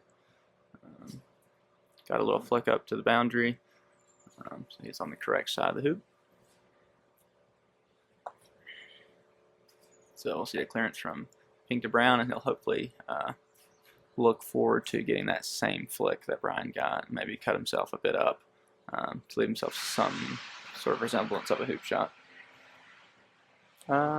And he's got it a little thinner than I'm sure he wanted, but again, pink up on that boundary. shooting to the correct side of the hoop.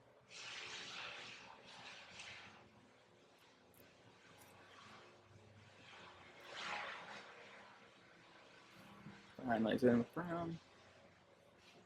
Interested to see whether this is a positional shot or a clearance.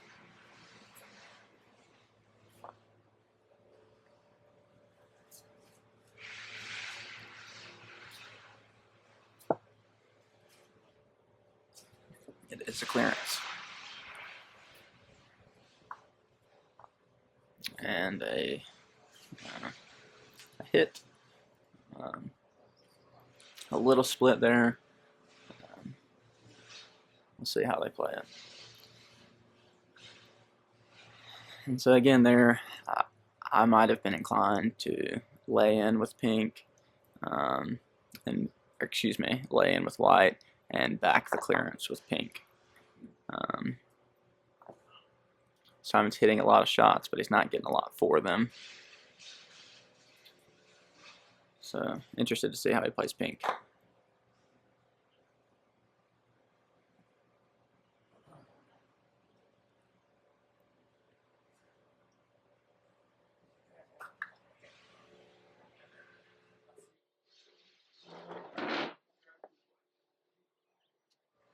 Wait a minute, look at mine again. You have good sets.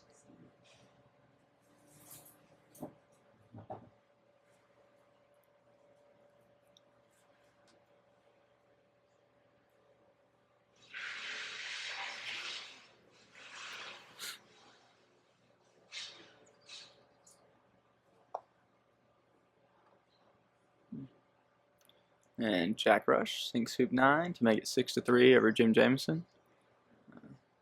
Simon being paused, another double banking interference.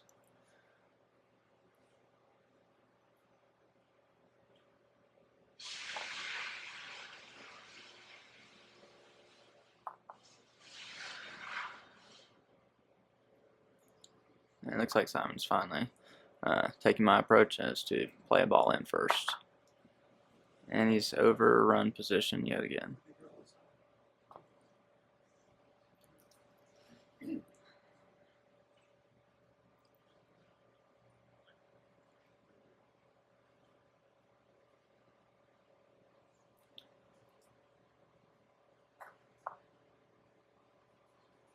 I think maybe over time that's something he'll lean towards being a little less aggressive, trying to get really, really good position.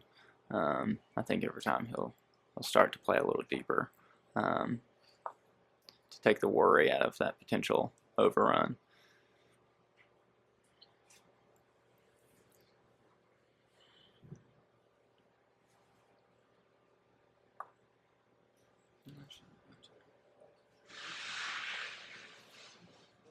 Alright, so he's going to be lining up another clearance here on green. And again, since pink's not in position, it's really not worth that much. He's taking a lot of clearances to save the hoop instead of win the hoop.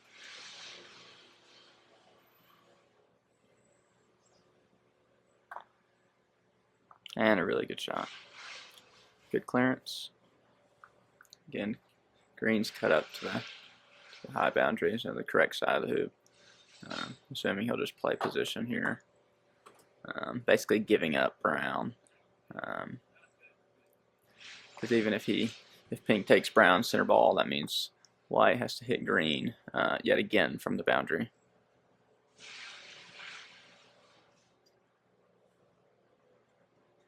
Reminder, the score is 3-1 to Brian Lozano.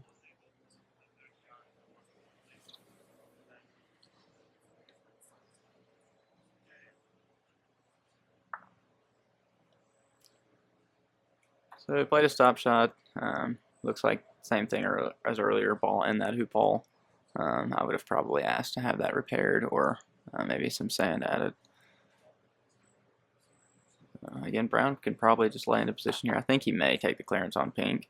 Brian has not had to take on very many clearances, so we'll see what he does here. Just a positional shot. Maybe trying to get a block on white to green. And looks like he's gotten it. Yep, Simon with a little leg tap to say good shot to Brian. So looks like we're lining up a double clearance.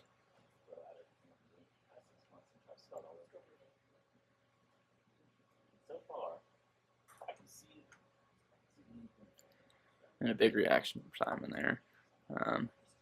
And a miss. From here, did not look like a wide miss.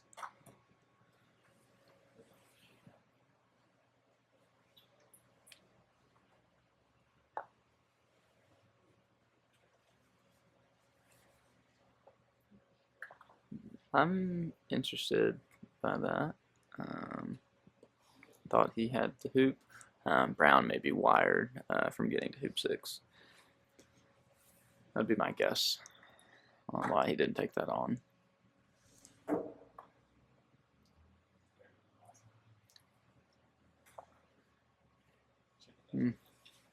Another seemingly really narrow miss from Simon. So now Brian with a chance to run this hoop and gain control at 6.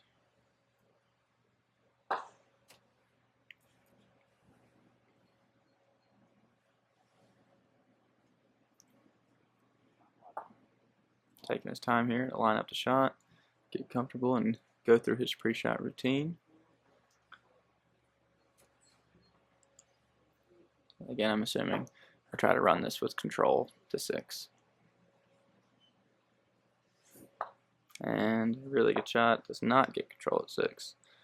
I'm assuming he probably did not mean to catch, or might have meant to catch more of the hoop there. Yeah, there he's saying the hoops are wide. So Simon with a chance here to get good position at 6, maybe even a wire from Brown.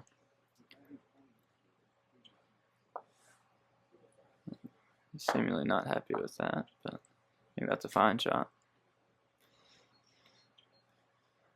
I mean, we're finally going to see Brian have to take on some clearances. I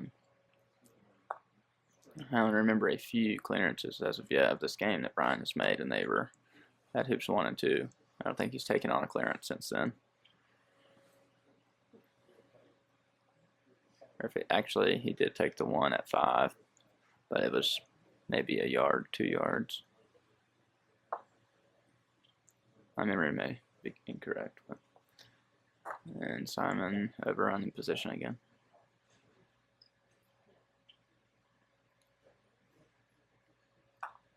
So we'll be interested to see if Brian goes for the block or takes the clear. Judging by how he's played so far, it seems as if he's taking position. We'll see.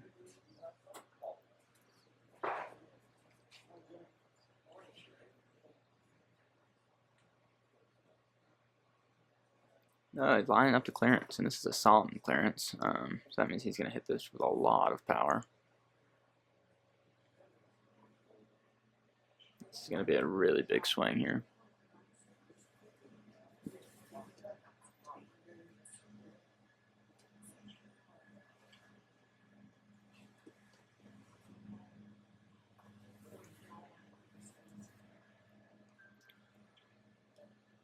Fire through the ball, and a miss.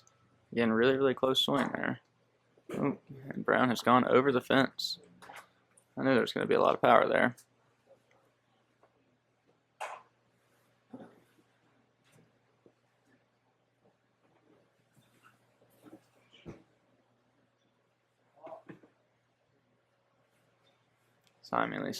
Seemingly stumped here on whether to take the hoop or take the clearance. Looks like he's taking the clearance and he's waiting for the other game to have a break.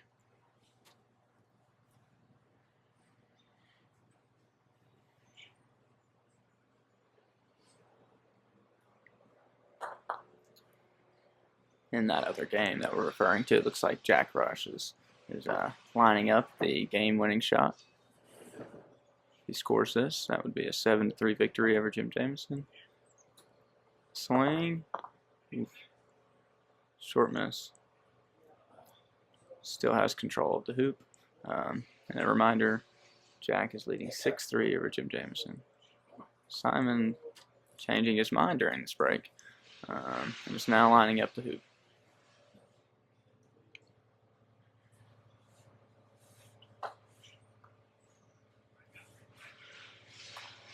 And that's a really, really nice shot. And I think that's a decision that I favor there. I think he hasn't had a reasonable hoop shot in a while. So I think it was really important that he take that there. And to show Brian that he can do that.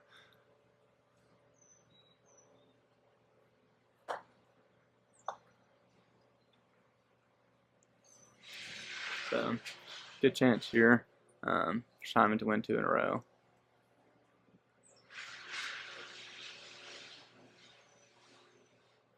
Lining up the clearance on green. Got it, and the correct side. Great shot. Very nice shot. The score is now 4-2 in favor of Brian Lozano.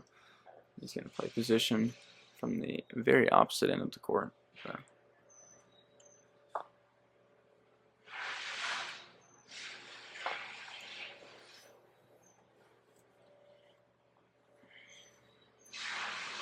And a fabulous, fabulous, fabulous positional shot from the other end of the court. That's really nice.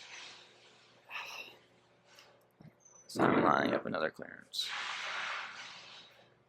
I don't know if anyone could see Edmund Fordyce shaking his head right behind him. Not a big fan of that shot. I would really prefer positional there and then clear with pink. But maybe Simon's just foaming at the mouth to shoot this hoop from the boundary. We'll see.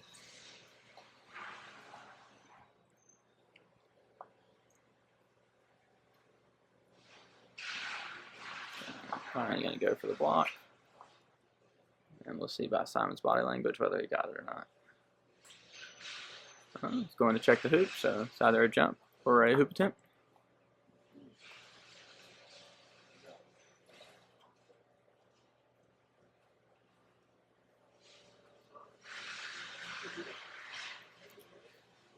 Score update in the other game. Team Jamison has scored hoop 10 to make it 6-4 to Jack Rush.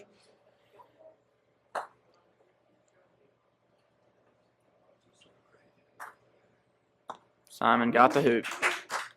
So he was indeed foaming at the mouth for that shot, which is what I expected. Really, really nice shot.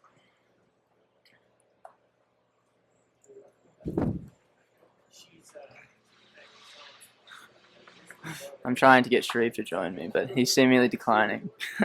He's so focused on his play, we'll say. No, not really. My voice always kicks the viewers away from me. I see. Nice shot from Simon here. Yeah, really, really nice shot there. Unfortunately for Simon this time, although he wasn't able to run all the way down, at least he does have a free swing down to hoop 8 this go round. I think he's setting up. The score is now. Pull that tripod closer to you.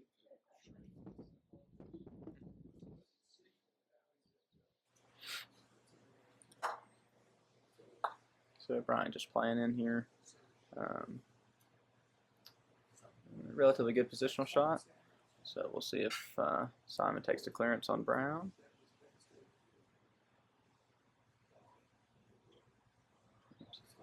Big swing here, so I'm assuming this is a shot on Brown. Looks like the mallet is bigger than him. Yeah. Yeah, good swing. It's a really good swing, but a miss. So Brian's going to take on the hoop here and hopes to make it 5-3.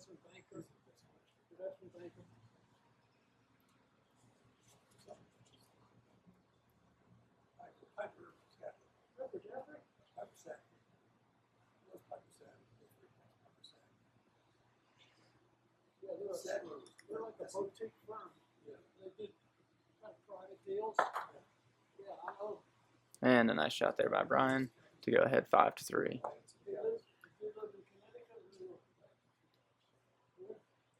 Assuming a similar situation to last game, Simon just kind of fighting from behind. Really needs to get a couple good positional shots here.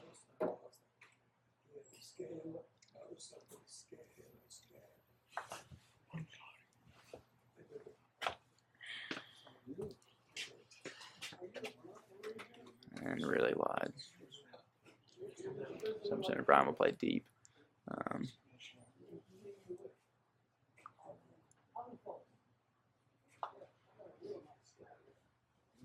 Yep.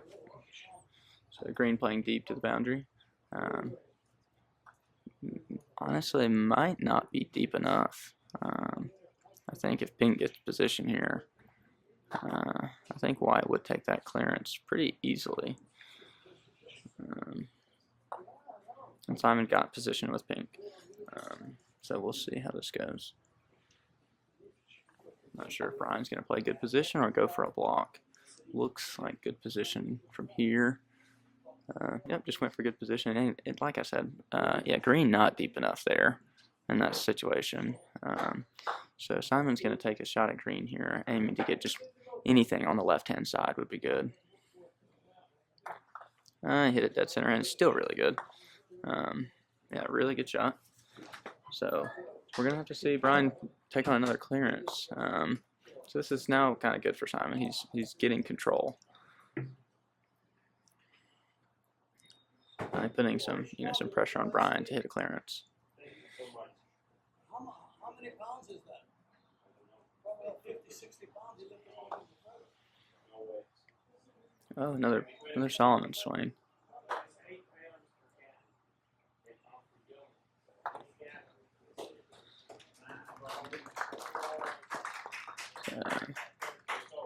Jack Rush defeating Jim Jamison.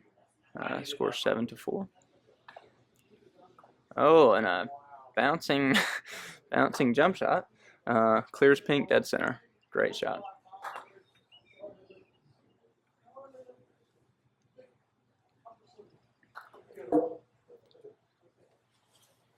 Simon gonna have to line up clearance here on Brown, unless Brown can't run the hoop. Again, a bit tough to see from my angle.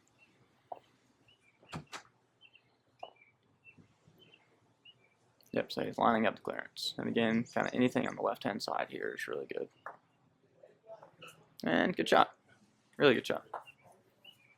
Looks like from his body language he might have wanted to touch thinner, but I'd be happy with that shot.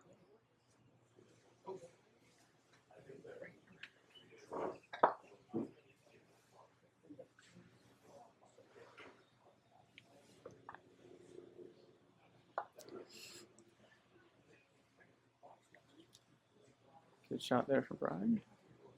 Right back in position.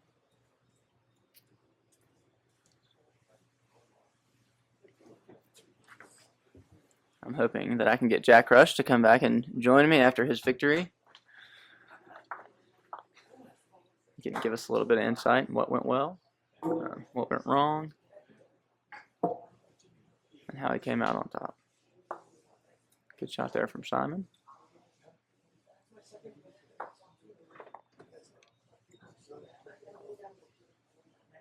And there wasn't really any fancy place Brian could go there. I mean, he's dead center between both balls. And Simon taking on another clearance.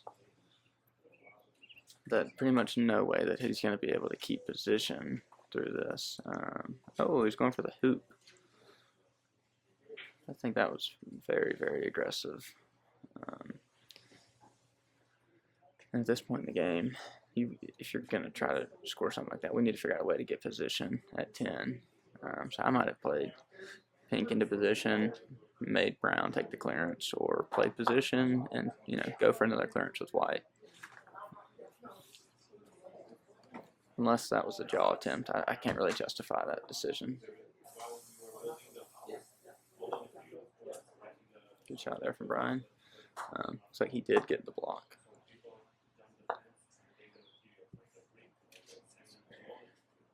Yep, so Simon's going to go for a bouncing clearance. I'm going to try to jump over either brown or pink. I can't tell which one's in the way. Pink was the ball in the way, interestingly enough. So even further to prove that shot was pink, not a good idea. Obviously, there's no way for him to know that pink would get that that unfortunate block. Jack Rush is now back after a really nice victory over Jim Jamison. Thank you, Darin. Yeah, no, I'm glad to be back. Glad to leave the court with a win. So Yeah, that was exciting. So you want to tell us what went well, what went wrong, How you came out on top? My hoop shooting felt pretty good. My set shots felt a lot better than yesterday. My set Very shots good. were not very good yesterday, and just the whole game just felt a little bit better. So nice hoop run there by Brian. Really, really nice hoop run from Brian to make the score 6-3. Yeah.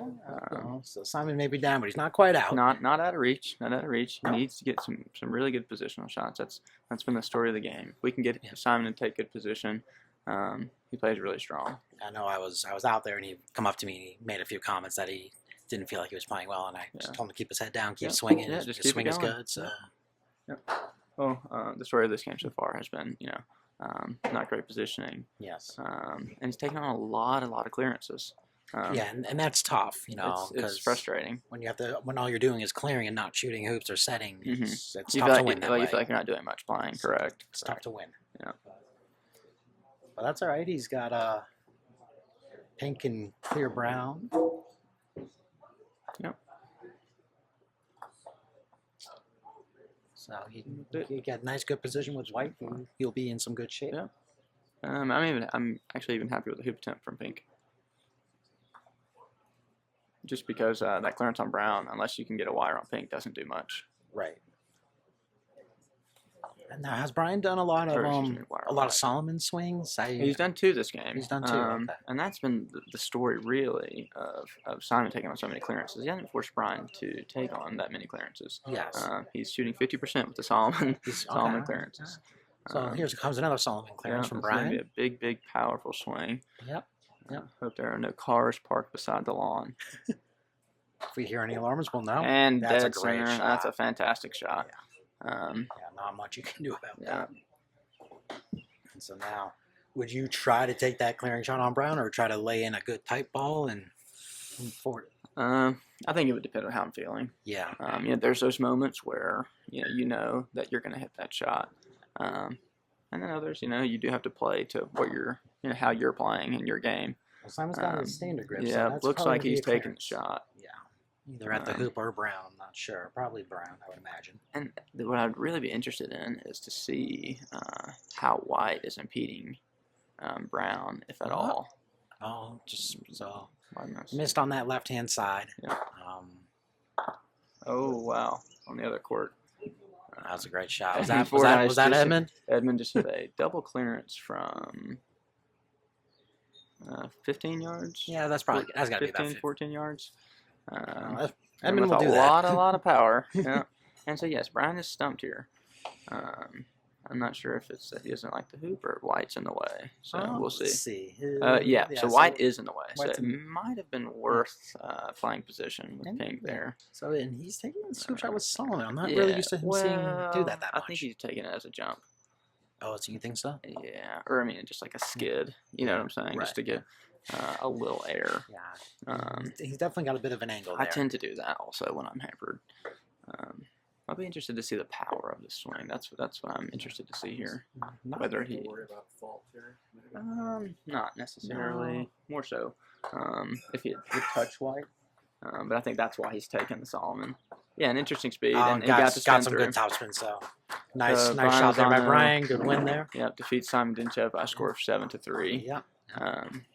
And again, Simon's showing some really, really good things here. Yes, But definitely showing, the inexperience, and just need to, if he can get good position, he's a strong player and a really big threat. You definitely give him a couple years of development. Absolutely. He's going to be a championship-like contender. I don't think he needs that much time. I think he's so close. Yes. I'd just love to see him take position better. That's the big thing. That was certainly a weakness in my game. So, Not only yesterday, but when I first started playing, I couldn't get set on the hoop. Yeah, I think all of us. So yeah, that's definitely something that will come with time and comfort. So it looks like we're switching over now to. We're going to do Sherif and Scott. Yeah, we can start with bonus coverage, and these guys will then come back to Brian and Shane. Okay. Yeah, that's fine. Feature All right. match. Gotcha. Yeah. So we're switching over to Sherif Abdelwahab playing Scott Spoerl. Yeah. Looks like Sherif's got control at hoop 1 here, and maybe a possible wire black to yellow. So we'll see if Scott's taking on the clearance or whether he tries to go through the back of the hoop. I've been nonstop drinking coffee during this my presentation here, so my heart is racing. So Scott went for the back of the hoop, so he must have been wired on yellow. Yeah, correct. It looks like black got stuck on the wire, potentially. I don't know that I would jump this. Sherif doing a backwards jump. Yeah, but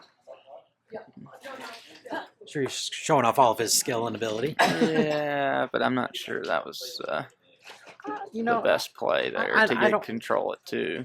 I don't hate it. Yeah, I but mean, you go up 1-0. Okay, look, Scott got position. So Sherif's going to either take on 2 clearances or position and 1 clearance. If he doesn't hit that clearance, he loses the hoop.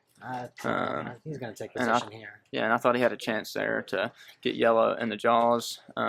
Red could have clipped black and came down. Yeah. Kind of anything. Maybe he didn't feel blue was a very good ball down, so he felt pretty okay setting down. I'm sure after this he'll have an explanation for me. Jack, I'm going to leave you to it. All right, Darin, thank you. I'm not sure who I'm playing, but I do have a game to get to. Well, good luck in your game. Get that sir. W. I'll do it. Yes, sir. Enjoy. Thank you. All right, so yellow laying in, almost about level with the hoop. Scott will take on this clearance, center ball. Oh, cut it a little bit more than he needed. So a little unfortunate to not quite hit center ball there. Kind of puts Scott in a little bit of a defensive position here, assuming red gets good position. And Sherif going out pretty wide. Maybe he just didn't want to give black an easy clearance right in front of the hoop. So Scott will set up a little bit deeper. I would imagine Sherif will take this clearance on blue, try to cut it a little bit, try to get yellow in front of that hoop. Shows how much I know. Decides to center ball that. Nice, great depth on that. So I'll be joined shortly by Jamison.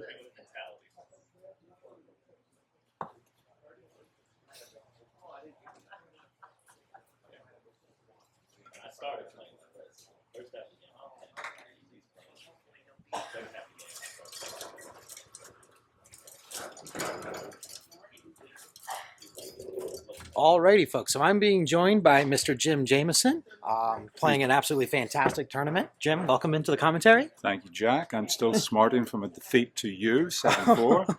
Well, that was a great match, and you played unbelievably well, I thought. I was lucky to get out of there with that win. No, you did. You played some great shots. We're recording the commentary audio on a Zoom H5 field recorder that I've had for years, but we never bothered to use it. So we're trying to, in a way, simulate a live stream. There's going to be a little glitch here and there. You have one more little clip from Jack Rush and Jim Jamison. And then I'll take over the commentary for the rest of this game between Sherif and Scott. After that, it'll be player commentary to the very finish. I hope you enjoy it. Alrighty, guys. Sorry about that. We either lost the commentary or we didn't have any of it. We'll find out. But it's myself, so I'm Jack Rush, and I'm joined by Jim Jamison here at the Highland Falls Country Club Elite Invitational. On day 2, we are watching the match between Sherif Abdelwahab and Scott Spoerl. Sherif is up 1-0, playing red and yellow. And Scott just made a fantastic clear from the sideline on the opposite side of the lawn. Oh, excellent. I missed that.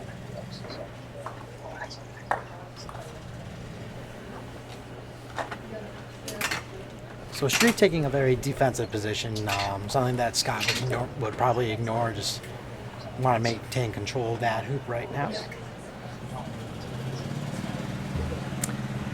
think But he it- was going for the wire on red, Jim. I can't really Yeah, tell I if think he he got was, it. but actually quite a good play by Sherif. I like that defensive play when your opposing balls, two of them are in front of the wicket, and your other ball is not anywhere. Yes, very much so.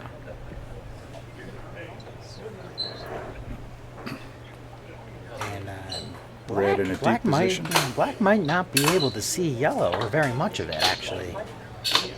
That blue ball might be in the way.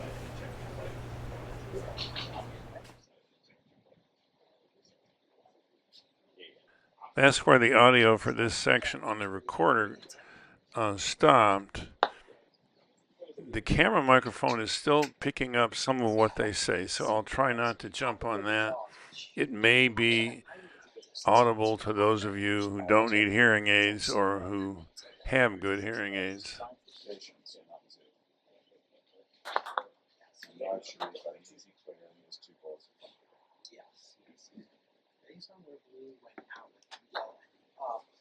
Probably didn't get a full wire, but it might be very tight. It'd be a tricky shot potentially.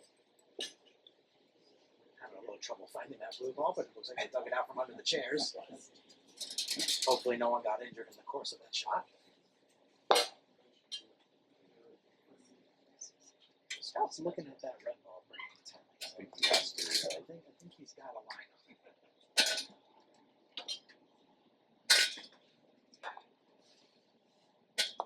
Oh, nice little gentle clear there. I don't mind that clear at all.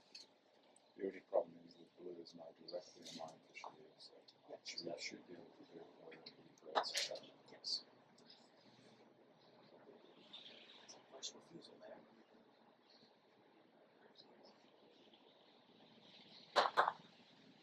Slightly surprising. A little bit more on the It's a shotgun mic on the camera, so it picks up what's out front really well and what's directly behind as well, but not so much off to the sides where your commentators are sitting.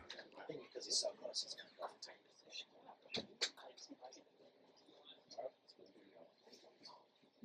Certainly shows how much I know.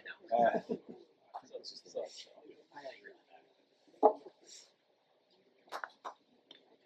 Caught a little on the edge, but he controls the short boundary line.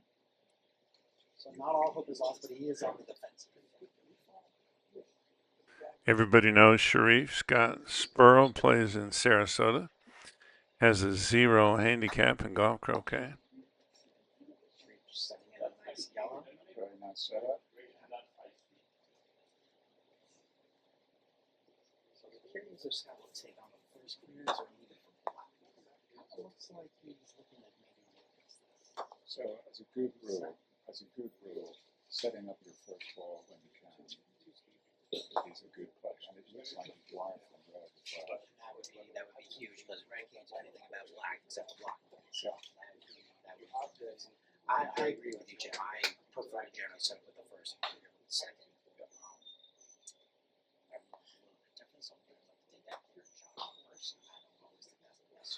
Trying to block black shot on yellow.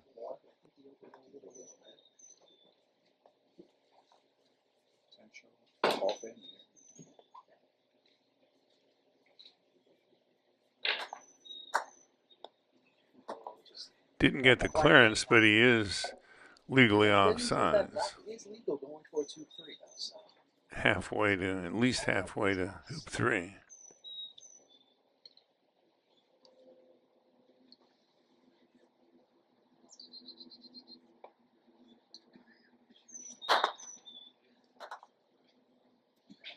Black come back. Not a bad choice at all. Black is legal over towards hoop number 3, over halfway. So.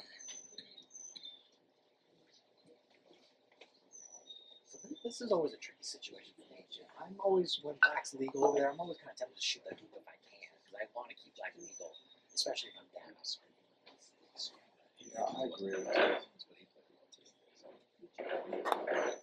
Oh, he didn't make good contact there, yeah. I think he threw his body weight into that a little too much. It just kind of came up. Blue is offside.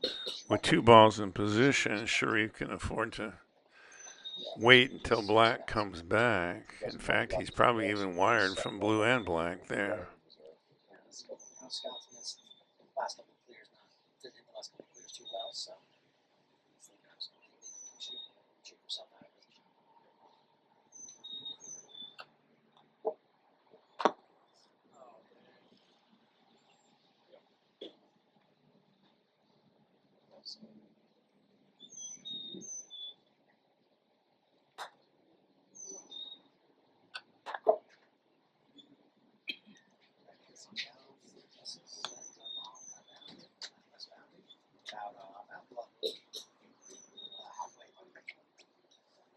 Remember, if the other mix was also so he's not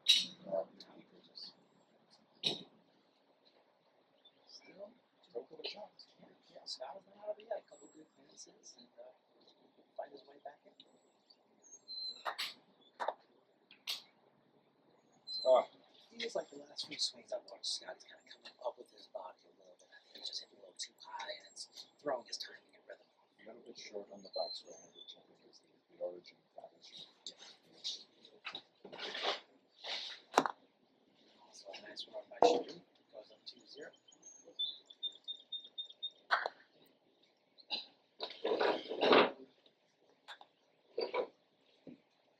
Scott really needs to get good hoop position here to kind of try to put some pressure on Sherif. That's a good shot. Pretty good, pretty good. Probably, I don't think I have to 4 yards back maybe.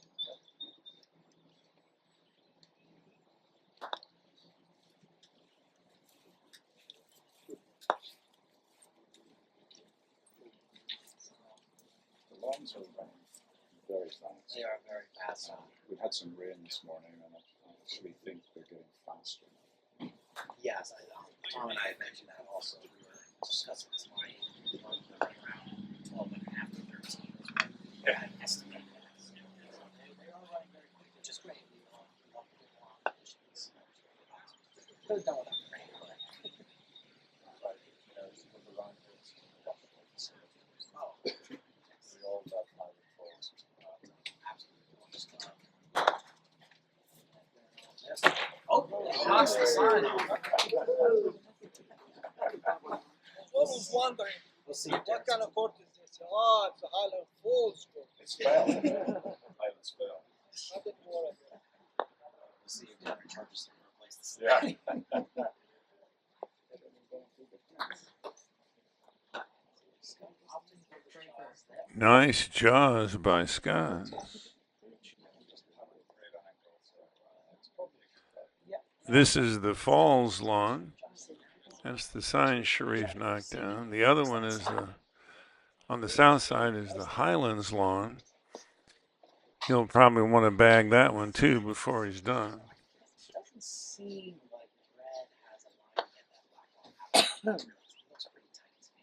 Right. Almost level. Has to take all this I think you need to.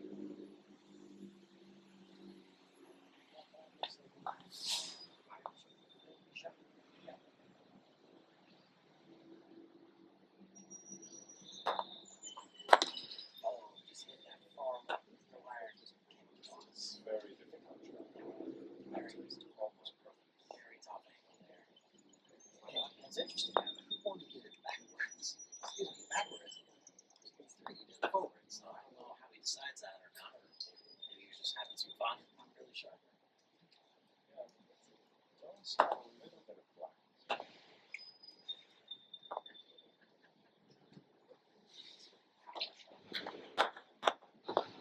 Just hit square to the outside. And now Scott's very strong. I think Scott's playing a Griffin by our equipment sponsor, Don Oakley. I played that mallet for a long time. I really like the square club face. More margin of error on roll shots and jump shots. They jaws ball and they try to run down next to it. They frequently run past them. Not trying to worry more about scoring it rather than just controlling it. 5 feet short is better than 1 foot fast. Yes, absolutely. For multiple reasons. One, you can't score the second, you offer the opponent a chance to wire. Right. So it's always good advice for up and coming players to, if you run that hoop from the jaws, always try to control that next area. 5 feet back is great. We haven't seen Scott Spoerl on the channel before. He has fabulous touch. Great shot there by Scott. Max got a pretty easy clear on yellow. So. He's definitely lining up what looks to be a power play.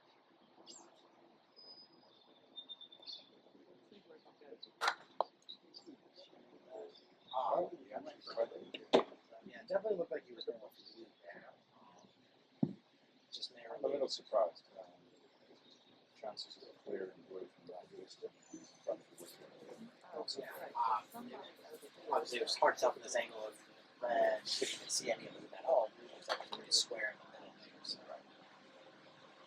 I expect Scott to take on kind of what I call power clear. I've said it a couple times. Try to get that yellow, that max on distance away. Maybe if you get a little flick, get over to those 5 as well. Very huge back there. 3 times in a row. Kind of things for measure. Problem here is he doesn't get his clear far away. Black will be out of position. Sherif clears blue. It's back to yes, yellow may actually white. Yellow may have a problem seeing blue. He may. Yeah, that black ball might have ended up in a perfect spot there. It was a good center ball hit, kept black relevant to the area.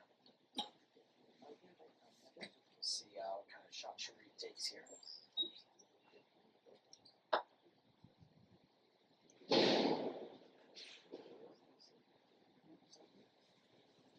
No, he couldn't see.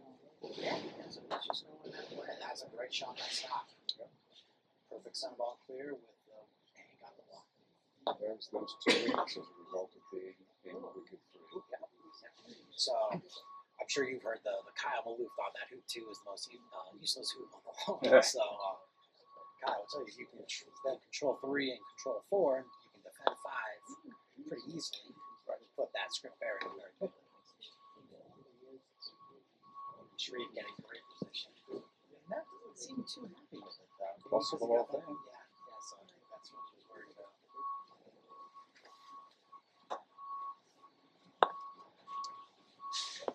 Oh, what a great shot. So it didn't actually even touch red there, it just got straight into the jaws. I think he was trying to touch red. Yeah. We never know. Only Scott will know. I'll have to ask him. I think Sherif's only shot was to hit red. It certainly looked like he maybe trying to get a little bit over.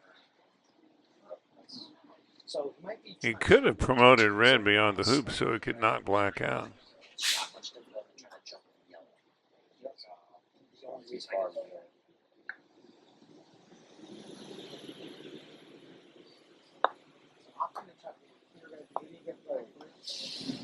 Just like that. Yeah, I don't love that. You're giving red a pretty reasonable look at that black ball. With yellow in good position, that was not the shot. Yes.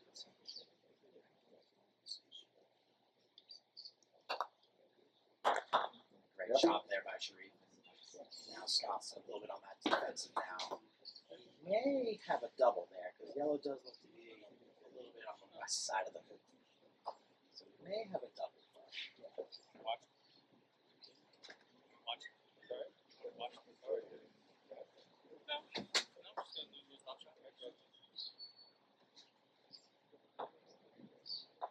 Taking a nice mid-pace swing at it. Just deflecting off that a little bit.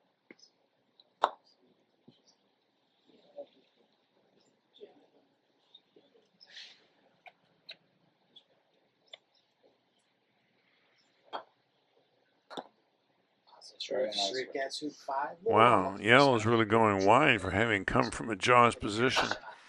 I wonder what the widest is off the center line of the hoop. You can put a ball that's in jaws position. This has got to be pretty close.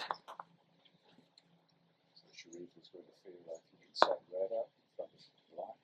It doesn't look like black to do much with the else. It's kind of hindered by that peg. Looks to be pretty good. Should start slowing down. That's a wonderful, wonderful shot there. So, Scott. Scott can see the wicket. He may be forced to. I think that would be a good choice there. I know a lot of club players who might try to lay a block in here trying to protect me, but that's a challenging shot. So I think this hoop shot is the right call. Oh, got a nice gentle clear on red. That's a good shot. That's fine at all. The pressure is now on yellow to get rid of that legal.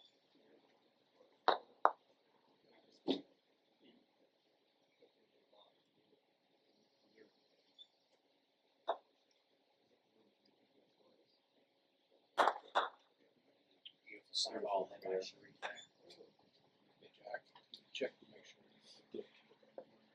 sure. Look for a marker, can't find one, so he's going to do it this way instead.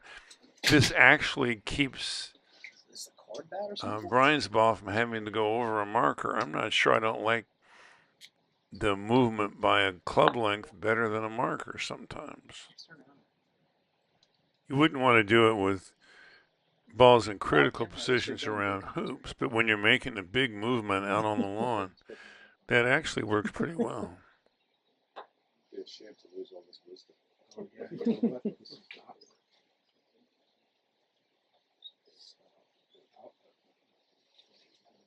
Where's the outlet? Should we try a different outlet, John?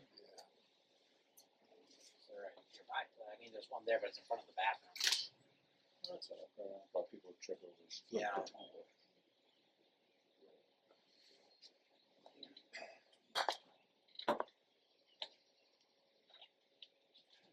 Well, why don't we have the microphone on for a minute here? We can still provide some commentary for you guys.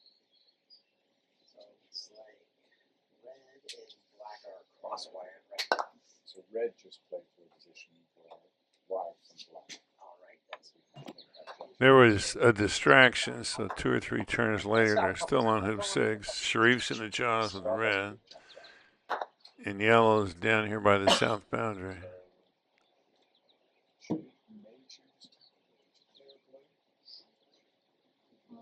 depends on how he feels. Scott's ability to hit that jump shot. This is all about feeling. He's feeling good about his ball player and not trying to otherwise he just This definitely looks like a more coherent shot.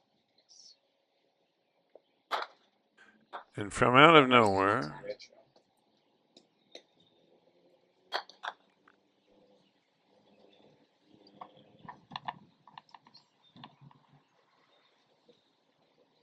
Scott will opt to probably just go halfway to 7. No shame in that. he's probably wired from hoop 6. I would shoot that off. Would have been the longest Barnes Wallace on record. Approaching 7 a lot better. So sensibly conceding the hoop to red and going to position for hoop 7. So that's a mistake. Really needs to make sure he got off the line. So I would just right as opposed to no chance of using his ball. Yes, I would have just power shot that off the line.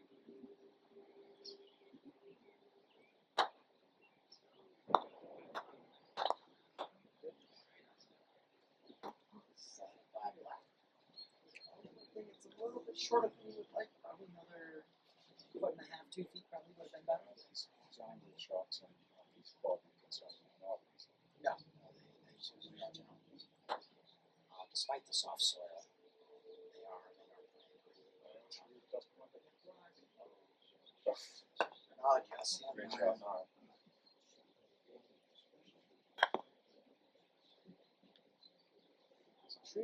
Make sure to get on the correct side of flag so when he gets clear, he gets into the short boundary. But I actually would like to receive yellow closer to that. Scott is just setting up his second ball in the hope. That's black will be able to clear that. That's a great position. I suspect Sherif will probably take out first. Yes. Would be my guess. Just checking black to see what black's angle is. Black might have actually a little bit better angle than his. We are about 7-ish feet off the ground. Yeah, we're about to find out if Sherif thinks Scott is likely to make it in front.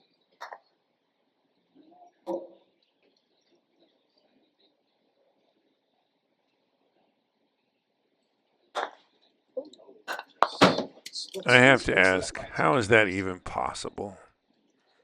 I don't see him. He's looking at that. It seemed like he was looking confident. Oh, they should have run it. That was good. That may cost him. So that'll be 4-3 in Sherif's favor. Sherif got the first shot down at 8. I always think Croquet is a really important wicket in a close game. Yes. Really most important. So I'm sure you're familiar with the honeycut gambit. Yeah. So the honeycut gambit, for those who are not sure what that is, Danny Honeycutt, one of the top players in North America, always would rather coming out of 8 be, if he had to choose, would rather be 3-5 down than tied 4-4. Because if he loses hoop 8, goes down. What a shot shot. to 9, much like Scott did with hoops 3. Won't help him much, but what a shot.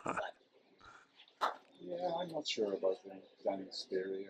There's something rather nice about being ahead. Oh, obviously, we'd much rather be ahead, but if he had to choose, Sure. no. Giving himself a problem. Every shot makes somebody To happy. me, the good news for Sherif is that Blue went a little long.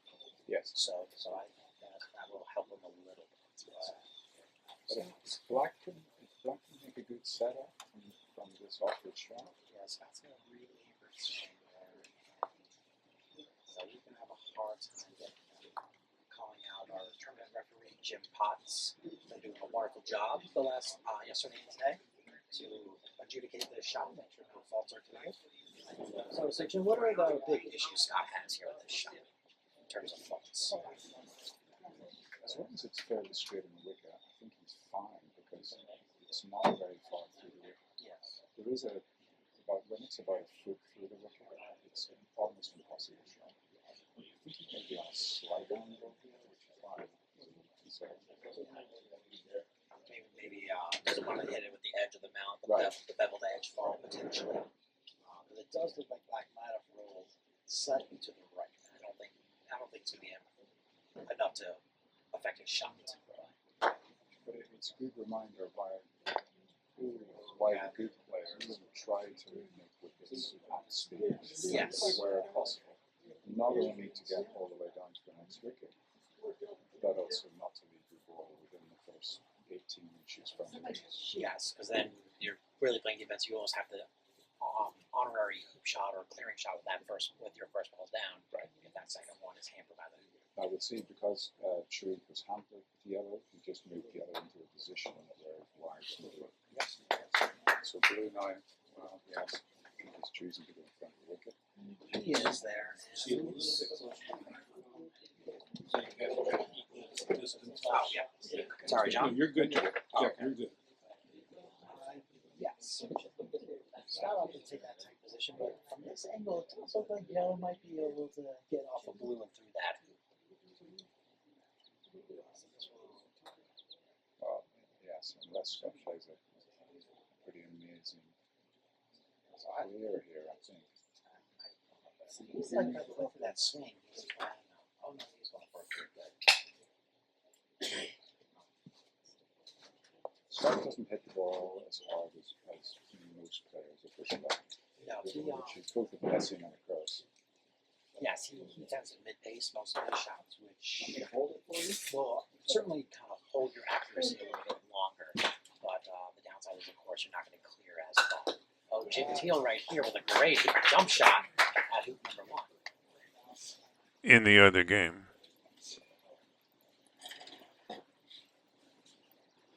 Jim, it looks like some of the rain might be Rain is making coming its back. way back. Glad I'm not playing again until 2 o'clock.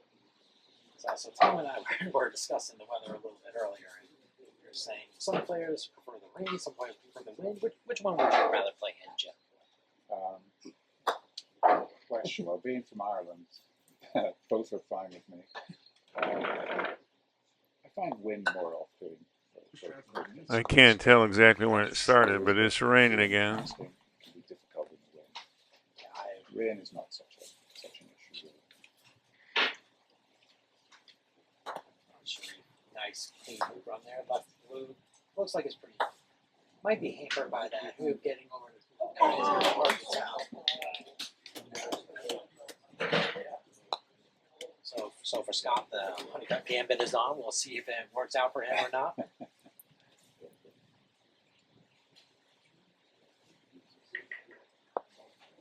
Scott's going to go get his rain gear real quick. At least it's a very light rain. At least like it's not a heavy driving rain. I played Sherif early today when we had rain for most of the game, and I think that actually played in my Irish favour. Oh, Sherif is certainly not from Ireland, so he's probably not used to as much rain, though he does teach a lot in Florida and obviously up here in the mountains, so he probably is used to a little more rain. So while we're waiting for Scott and Sherif to resume after we get the weather here, we've got Brian and Shane Hettler with the secondary colors. It looks like Brian is up 3-1 on Shane right now. Brian playing green into position.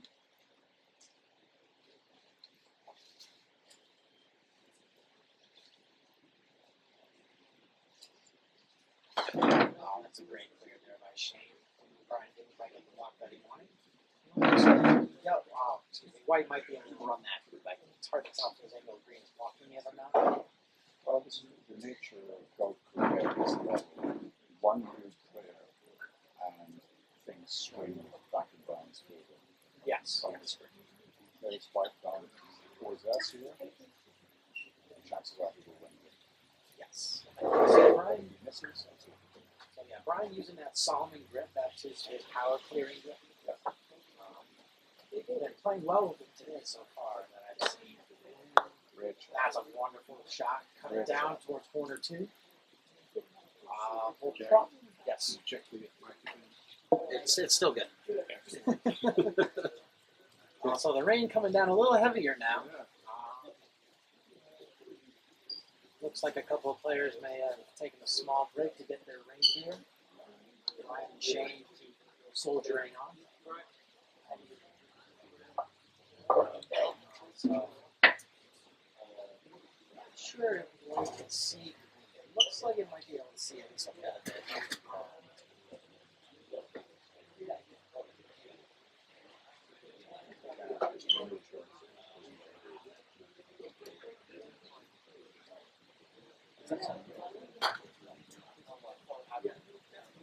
Oh, awesome. Shane taking that shot. Looked like he just missed a little bit on the left-hand side of green. Yep. Notice also the courtesy players do for each other, going to get the ball, still how to play.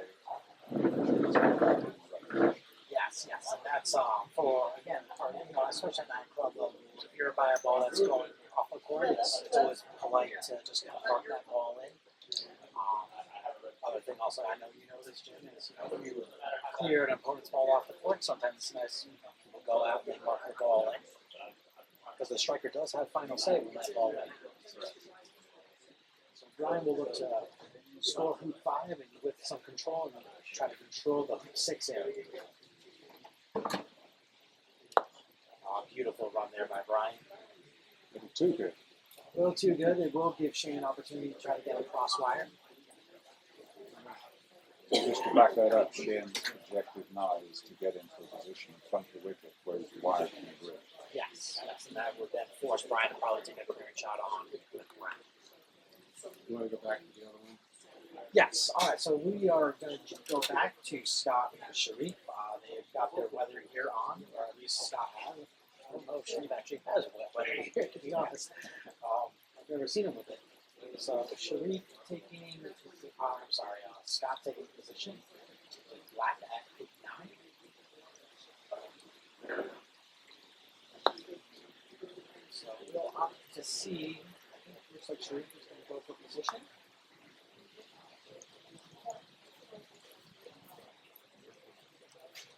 A little too hard. Yeah, I think that's a little bit further than Sherif wanted to go.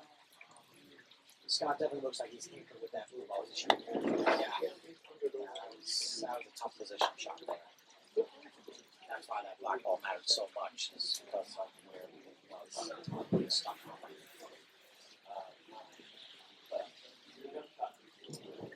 The rain seems to be lighter now, but it looks like. So I guess it must have been a beveled edge. Must have happened. Oh, okay. So that was a fault. Yeah. So blue goes back to its original position. Its turn is over and red gets the play. Still some pressure on Sherif because black is runnable there. Yeah, I think he has to clear.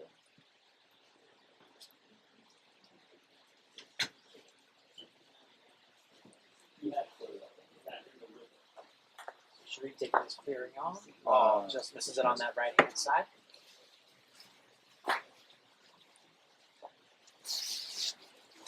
So we would expect to see Scott take this hoop. He may consider jazzing it because I don't think Yellow can do much of a jump, and he's down 2 hoops right now. So And I think that's Scott's preference as well. yes. So yeah, take a nice gentle shot at it. Oh, so the one downside of shooting gentle at a hoop like that kind of jaws is that the ball couldn't take it, and it could. What Scott was hit that near wide and bounce across the. Should we see the shot or do we do it? Yes. So you'll sometimes see even top players just kind of run that hoop and just get it down towards you and then maybe try to fight. I don't mind that jazzing, but it is a risk thing.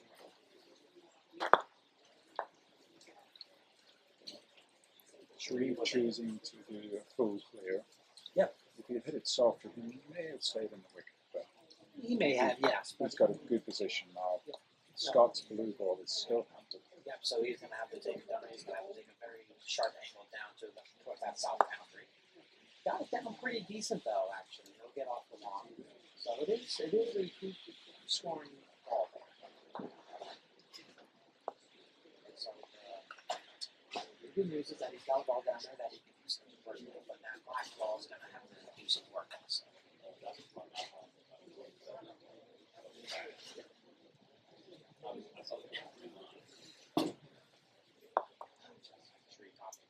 For just nice good position, no reason to do anything too drastic.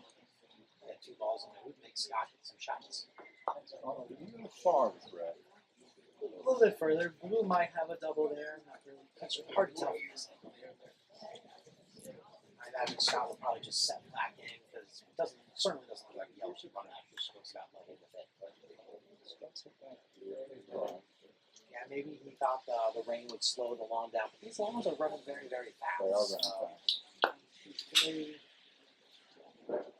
very defensive position right now. So Jim, if you're open on the hoop, would you take this hoop shot on? I think so. 2 balls in the vicinity of the hoop. Yeah, black's just a defensive ball at this point. It's clear, so if Scott can see that hoop, I think he should take it on.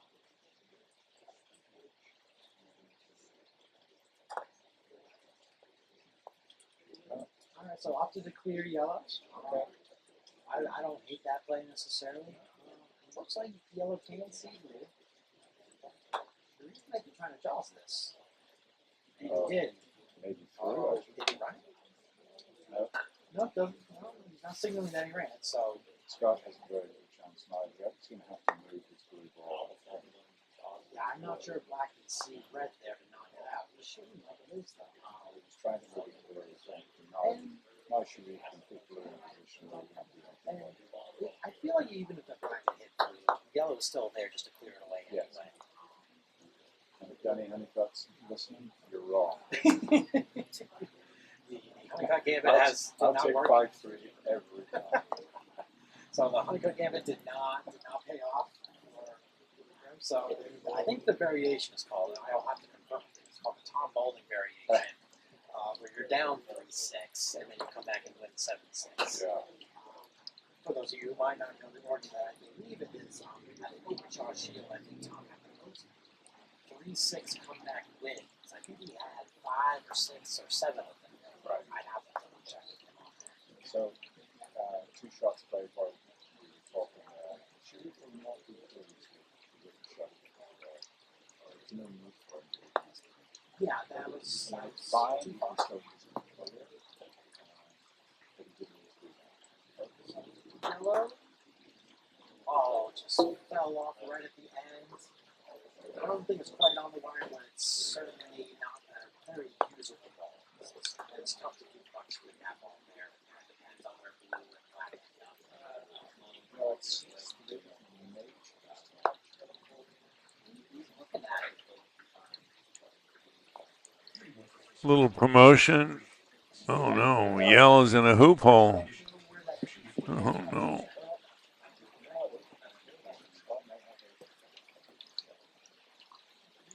Lining up a regular black shot. Oh, and it actually spat back out. It was in the jaws for a fleeting moment there. I don't know that it's in the rule book, but it's just like golf. When it's raining like this, you play until the surface is unplayable, or there's thunder or lightning. And of course, if you can hear thunder, you're probably within 10 miles of a lightning strike. You should stop your game, get off the lawn, and find shelter. Not 2 or 3 more hoops. Stop your game now. First national championships, first flight back in 2023. I have not forgiven them yet for that. Jim Potts, your head referee, out to mark the balls.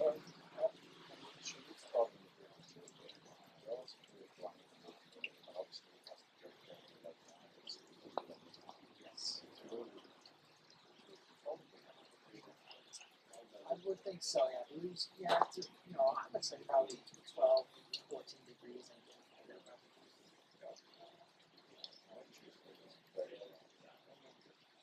So, yeah, yeah.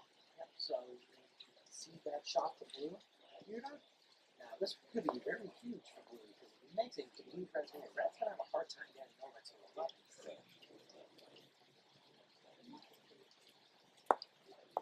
Oh, just hit the far wire, the middle of the far wire, and just backs out a little bit.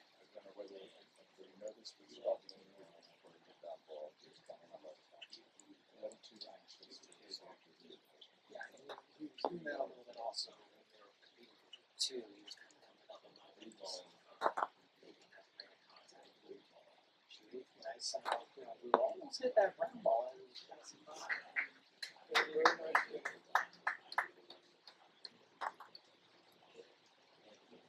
Lovely clear there. I actually would have minded Scott maybe trying to clip that ball and get black a little bit further away from the red. Because now should be through that red ball. It's really good as well. You're on the west boundary. Almost 20, probably about 18 yards away. So we take that. That's probably, you know, would have liked to have been a little bit closer, I'm sure, but certainly doable for that.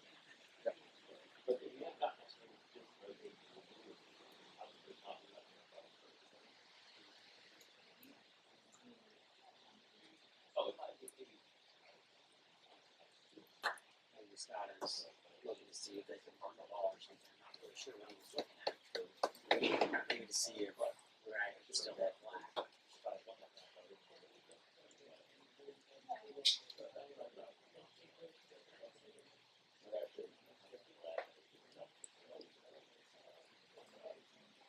Oh, yes, Scott is just waiting for the round to play out of there, so don't have to mark the balls or anything.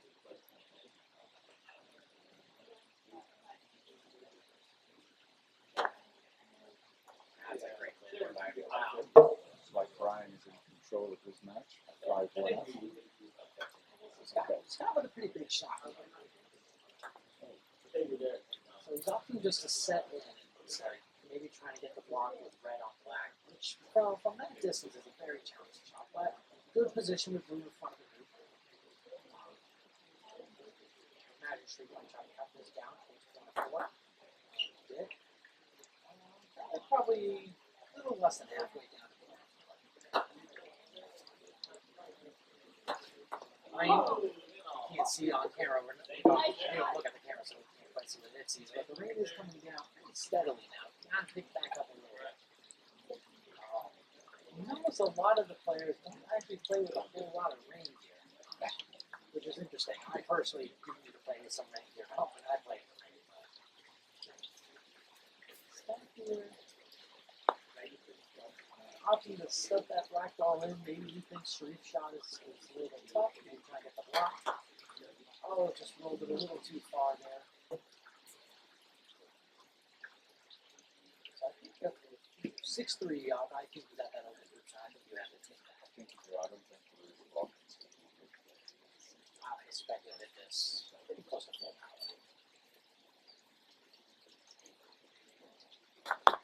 Oh, actually found it. I couldn't tell if he hit black first enough or he keep it that fast on the block. Couldn't quite see the look.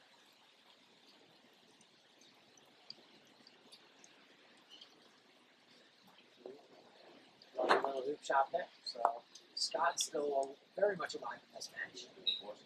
Got some work to do.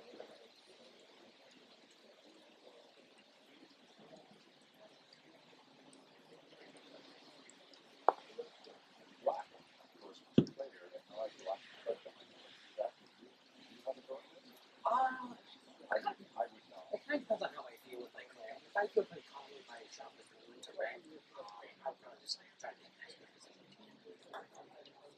I can.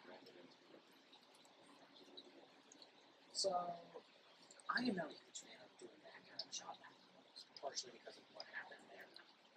The others, if you just miss, if you're going to try to get that, I might as well just a shot at it. Try to run.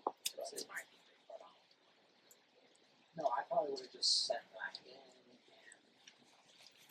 see if I can make it through red. It doesn't matter how I feel with my shots.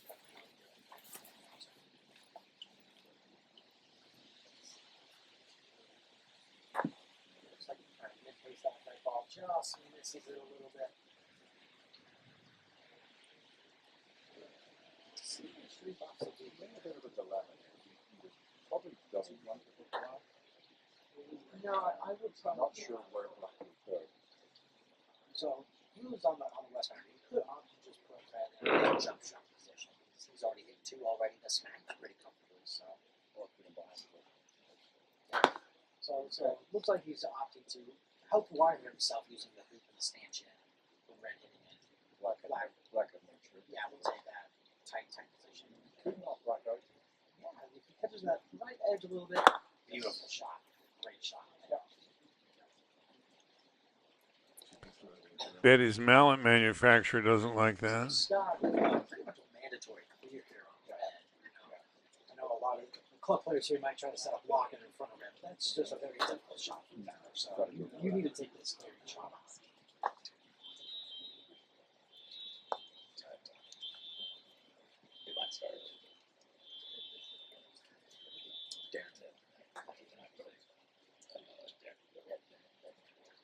Oh, and a great center ball clear there from blue. Scott is not quite out of the suit yet, but he does have a lot of work to do. The nice thing about that is Sherif's yellow ball's there on the south end, in the corner of the wall almost. So Sherif, you want to clear blue here. Sherif not talking to you. So I don't love that choice from Sherif. That was a strange choice. I would have thought he would have just cleared that blue ball out of there.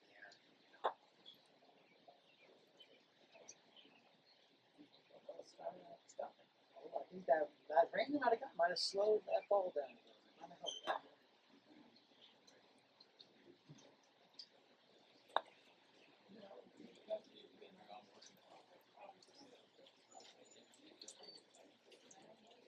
This looks like it's going to be a setup shot with Sherif. Want to get yellow back into the mix. Maybe try to get a block on blue. Kind of held on him a little bit there. So Good position for Scott. I would expect Scott to run this. He's got to try to, and if he leaves it in the hoop, then Sherif has a dilemma. Yellow cannot jump. I think red would be forced to take it out. Yep. And then black probably usually get the shot. So he did opt to try to jaws that ball, that swing. Unfortunately, yellow can get that out. I think it can, yes. So Sherif will take that. yeah, I would imagine just a nice, good control clear here. Nice mid-base clear. So you see, for all our club players and players getting into croquet, that second ball hit really helps you stop your ball as fast as possible. A lot of the misconception is, especially at some of my clubs, is you stop your melons to make the ball stop faster, and that's just not true at all. You really need to hit that center ball. That really separates a lot of good players to really great players. So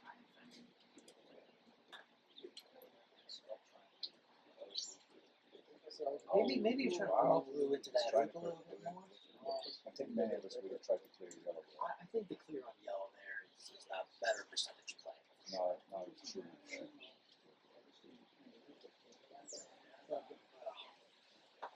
Since blue was not super deep in the hoop, I think not playing side would have been a bit of a challenge. You did hit it against me beautifully today in our match, Jeff. I won't forget that.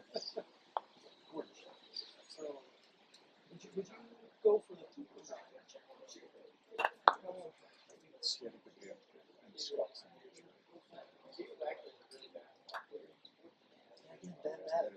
That gentle clear. And he's making great contact, but the only downside is he's leaving his opponent Sherif short center ball clearance shots. This should be right in front of the loop back there. Black Knight has to play it. Yeah. So And yellow will be in front of him. yeah, and we will have about a 14 to 15 yarder coming down. You didn't do this in the Yeah, kind of a gentle clear. but unfortunately, Black Knight went all over here. It is, but I don't hate that position necessarily. Because if red dog clear, it's only to that trip down right now, so it's the side. So I think most of us would probably take on it. Scott seems to want to try and get a ball close to the opposition. he's a bit of a larger center. He's pretty far off. Very unfortunate there. Sherif. I'm trying to put it down here in order to get close to us. Center ball, that's all right. So I think again, I noticed he knows fast. I would take that chance to the air. It's a possible offense. Yeah, there's always a chance. But I think there's a nice good center ball. Fight you back.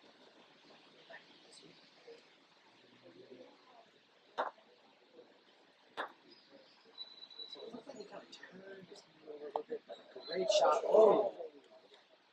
He was My looking at crocs that. nearly came out there, so but no, he's still in an offer position. So Yellow looked to get that nice good lateral. In a position where he can jump it back. So again, he wondered if it's And the good thing is, if you're on the non playing side, you're setting up right. I always try to be a little bit off that center line if I can, so if the opponent comes through the group, hopefully it diverts a little bit because it stays straight from the group if it doesn't hit my ball on the position. But again, Scott just came up really quickly on that shot. Set up the side of the ball. Yeah, not too much pressure on Sherif, just wants to get the ball up there and that makes I think it's a little wider than he wants. So pressure is black with the blue. Nice to know.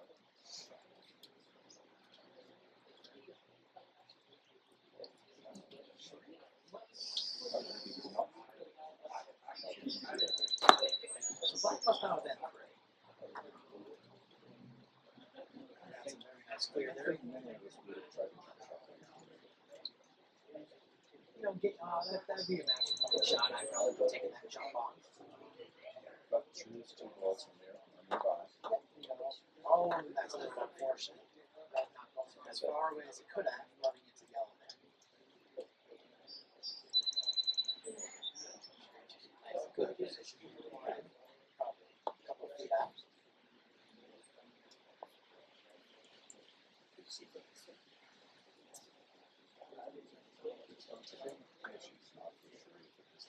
He's in control. He must stay in control. He's not going to do anything more than he has to. So Right. all the pressure's on Scott. Try to fight his way back. That's probably one of the biggest swings we've seen him take. Just a little faster, getting that lower body involved too much. Not taking him out of back further and the result coming out of the Sherif can clear this. He may try to cut into corner 4 or corner 3, excuse me. Oh, yeah. Fabulous. Right into corner 3. Yellow comes over, right behind group 11. Serious Scott fight on with another one of his goals.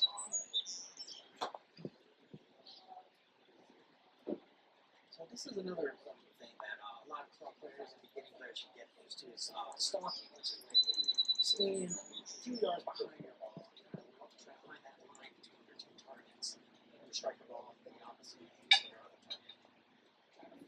Swing on that like this.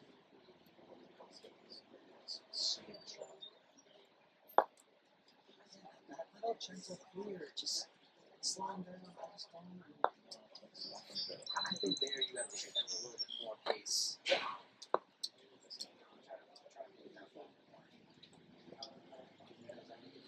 This one where the other there it is. 7-4 for Sherif Abdelwahab over Scott Spoerl. So, Sherif Abdelwahab over Scott Spoerl, 7-4. In block play on day 2. We have the afternoon of day 2 still coming.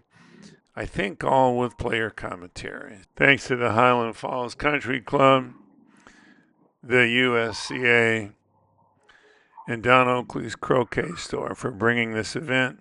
Give us a like, subscribe, hit that bell. There's more to come.